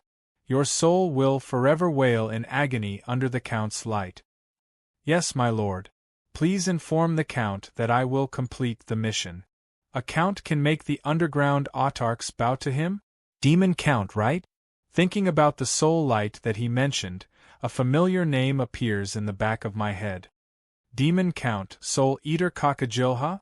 When I tried to eavesdrop further, the voice becomes deep and unpleasant. It should be that they are talking about confidential matters and used a magic to silence it. But to a slime, hearing doesn't require ears, just a fixed vibration of the sound waves is sufficient. The dimension gate will open. The Count's army will drown everything. Sulphur Mountain City. Fire elemental god. Traitor. Obviously, from these keywords, the Lion King and the demons still haven't given up. They are planning something. But it is a pity that something interfered with my eavesdropping and the information I got was too fragmented. After which, in order to avoid being discovered by the detection spell, I retracted my control over the Child of Greed and allowed it to return through the underground duct. Alright, I admit that the main reason is that the smell and the little black thing is too nauseating. But an accident happened after it returned to the camp. I only felt that after it crawled out of the underground duct, it was attacked by someone and then it died. It should be someone who thought it was an assassin and attacked it. Forget it, looking at the reaction of the power of law, it should be a colleague from the Hall of Judgment. I will ask them tomorrow and retrieve those things. Considering that it is already 4 in the morning, after remembering the location where I lost contact with it, I decided to retrieve those things at dawn. The next day, before dawn, a high-pitched scream of a woman jolts the entire manor awake. This voice, it sounds like Crow's. Wait, Crow's. The number 1 beauty of the judicial system. From the direction of the commotion, it seems that it is coming from Crow's bedroom. I stare at the sky speechlessly. From my previous experience of being unlucky, this time, it seems like it has gone too far, as expected. When I take out the dwarf binoculars, what I see is a tearful young lady. Her lower body is wearing a pair of male uniform trousers, but there is a brand new belt on it. The shirt on her upper body is bulging, and even though she is hugging her chest, it is unable to cover her voluptuous mountains. That beautiful face is shockingly similar to Crow's. Looks like the number 1 beauty is about to become the number 1 beauty. Can I just pretend that I don't know? Right, send out a document tomorrow. First ban that ridiculous Victoria fan club, and then ban that 80% chance of Colo's fan club. I am a good person. These unlucky things really have nothing to do with me. Chapter 52. Return it to me, this is my belt. Woo. Woo woo. For it, I have given up everything, why must you take away my last hope? The dark elf girl is already crying her eyes out, but she still hugs Crow's waist tightly. Her tears have already drenched his chest. Let go. Crow's also wants to cry but no tears come out. He only picked up a belt from a Child of Greed. He only tried it because it was pretty, why did he end up like this? On the other hand, the colleagues of the 4 halls 1 courtyard look at Crow's with a face full of sympathy. Alright, let us ignore the weird smile and mysterious saliva of some people and treat it as sympathy. You took away my last hope, I will fight it out with you. Victoria, who is still underage, clenches her fist, intending to perish together with Crow's. I am worse off than you, I still have a fiancé. I still have 50 more years before I plan to go back to my hometown to get married. Woo. Woo woo. Thinking about his childhood sweetheart in his hometown, finally, the already weak Crow's sits on the ground and starts crying. Woo woo. Why are we so unlucky? We should be men. Looking at Crow's who is in the same boat, Victoria's waving fist finally drops down. In the end, the 2 ill-fated girls hug each other and cry. I shake my head helplessly. Although I didn't do it on purpose, this is indeed related to me. Maybe I should think of a way to end this farce. Actually, in this world, necromancy is much more effective than plastic surgery or surgery. Organ transplants can't even be considered a small surgery. If they don't suggest using other people's organs, how about asking them if I can help them with a small surgery? In the end, I give up on this method of treating the symptoms but not the root of the problem. I feel that if I were to say it out loud, not only will I be beaten up, my remaining dignity and integrity will be swept away. Let's find another way. At this moment, the system jumps out to make its presence known and find trouble. Ding. Alright, the system also doesn't remember how many people have been unlucky because of this, But this woman is so pitiful that even the system can't stand it anymore, so I will give you a little reward. Reward. Honorary title. Natural Bane after equipping comes with the passive skill God of Plague Halo. This title cannot be hidden or deactivated. The halo is permanently activated. Natural Bane. In your daily life, you always see other people's bad luck. You even start to think that it's the normal state of the world. But one day, you realize that you are the source of their misfortune. After equipping it, Charm -10, attack power of small animals against you increases by 3 times. God of Plagues Aura. For some reason, your pets always die mysteriously, and the people you meet are always unlucky. If someone thinks that everything is going smoothly for them, or if someone thinks that their life can't get any worse, then they definitely haven't met you. Halo Effect. Hidden attribute luck increases by 10%. Yes, it increases. You are not mistaken. However, as long as there is a possibility of bad luck, even if the probability is only 1%, someone is bound to be unlucky. The lower the luck value, the easier it was to get hit. If no one else was unlucky, then the one who was unlucky would be you. P.S. Halo's effect doesn't work on gunmen or Korean drama heroines. Why? Do you know that auras with the same effect cannot be stacked? In terms of bad luck, their spearman and supporting role doomed tragedy aura is much more powerful than your God of Plague aura. Now do you understand why I increased your luck value? Hurry up and find a few unlucky fellows as lightning rods. What does the system think that you are a jinx and unlucky fellow? I finally understand. That negative effect of reducing charm by 10, with my -88 charm, actually doesn't have much meaning. Anyway, I can already scare people to death with my face. So, scaring a few people to death or scaring dozens to death doesn't make much of a difference. However, this is the first time I know that there is a so-called luck value in this world. Somehow, I feel that even if the system doesn't show it, my luck value is definitely shockingly low. But now, I am a little interested in that God of Plagues aura. A strong person must learn to make use of every factor that can be used, even if the factor seems to be a scam or a prank. Who knows, a precious gem might be hidden in a small pebble by the roadside. The lower the luck value, the easier it is to get hit? Then let's give it a try. I casually pick up 3 pebbles and choose one of them. With the wind, I throw it with all my might. Just as the first pebble flew halfway, it is blown away by the strong wind. Drawing a beautiful parabola, with a ping, it hits the Roland number 2, which is being repaired, and slides down the body of the big robot. Dang, dang, dang. After a series of bounces, it finally finds its target. So painful. Who is it? Who is it? Such lack of civility. That pebble happens to hit the head of the centaur Anya, who was hired as a kitchen maid, then slides down. Ah. Anya's soup. My plate. Don't, that vase is very expensive. Uncle Henry from the kitchen will kill me.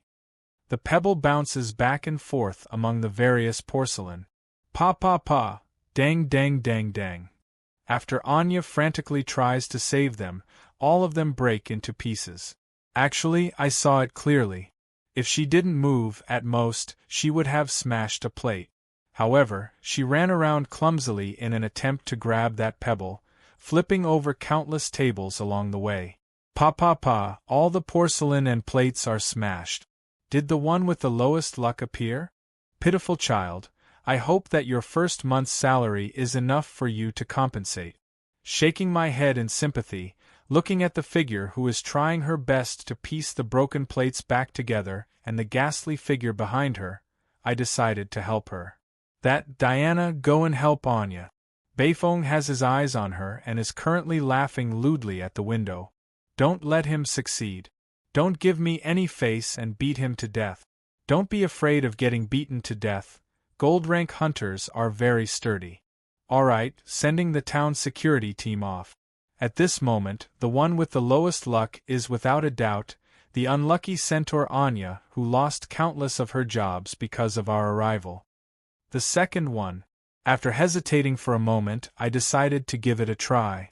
This time, even though there is wind, the pebble strangely doesn't move at all. It actually goes straight up and down. Could it be that just as it is about to reach my head, the wind blows? Drifting along with the wind, it just happens to fall on the head of a certain unlucky person. It hurts. The unlucky Victoria happens to be hit and the pebble falls right into her long hair. The uncomfortable Victoria shakes her head with all her might and the pebble flies out. Bo, that is the crisp sound of flesh being lightly knocked against an egg.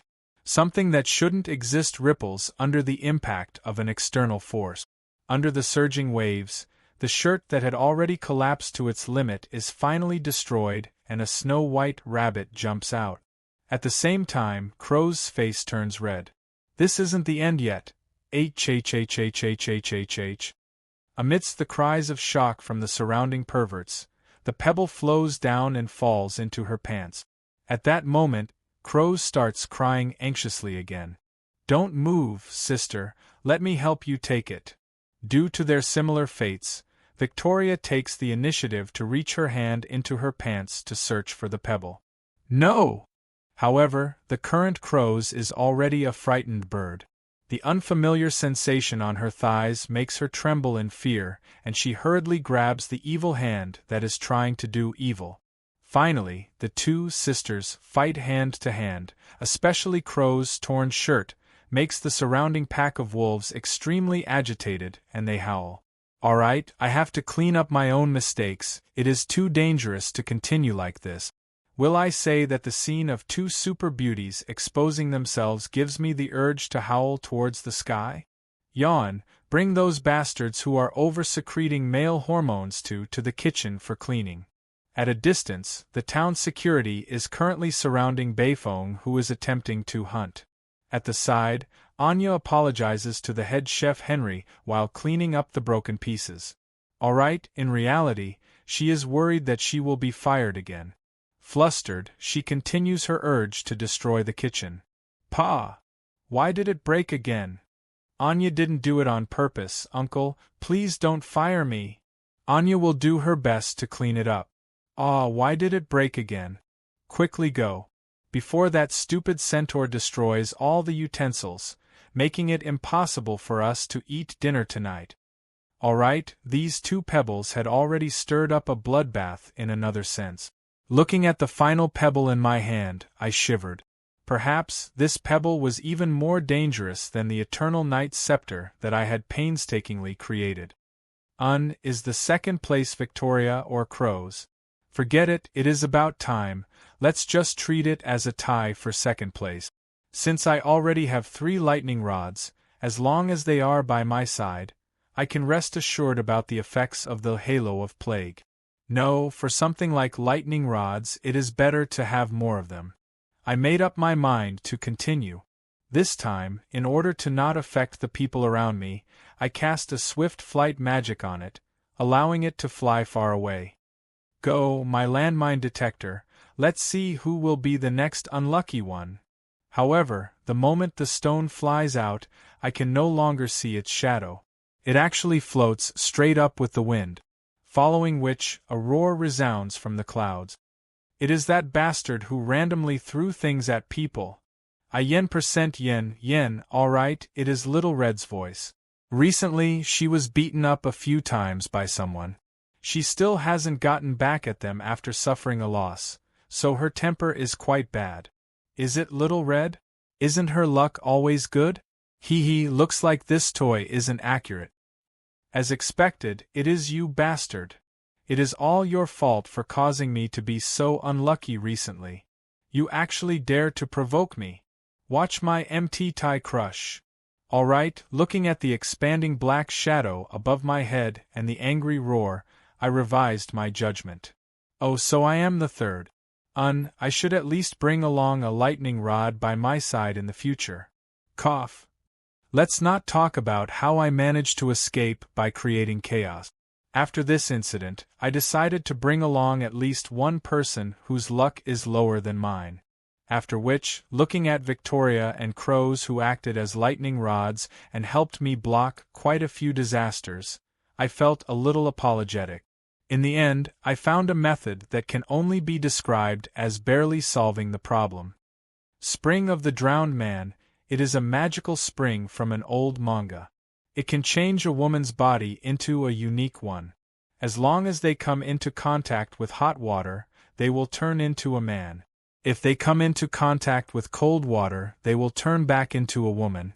In order to get this treasure from another world, I spent quite a bit of points and a few months of lottery chances before I finally got what I wanted. However, there is only one Spring of the Drowned Man. At that time, Kolos and Victoria, who have become closer than real sisters, fought for the chance to have an incomplete man. In the end, under the effect of a certain aura of plague, the spring water fell on an unlucky fellow who just happened to pass by. Tragedy!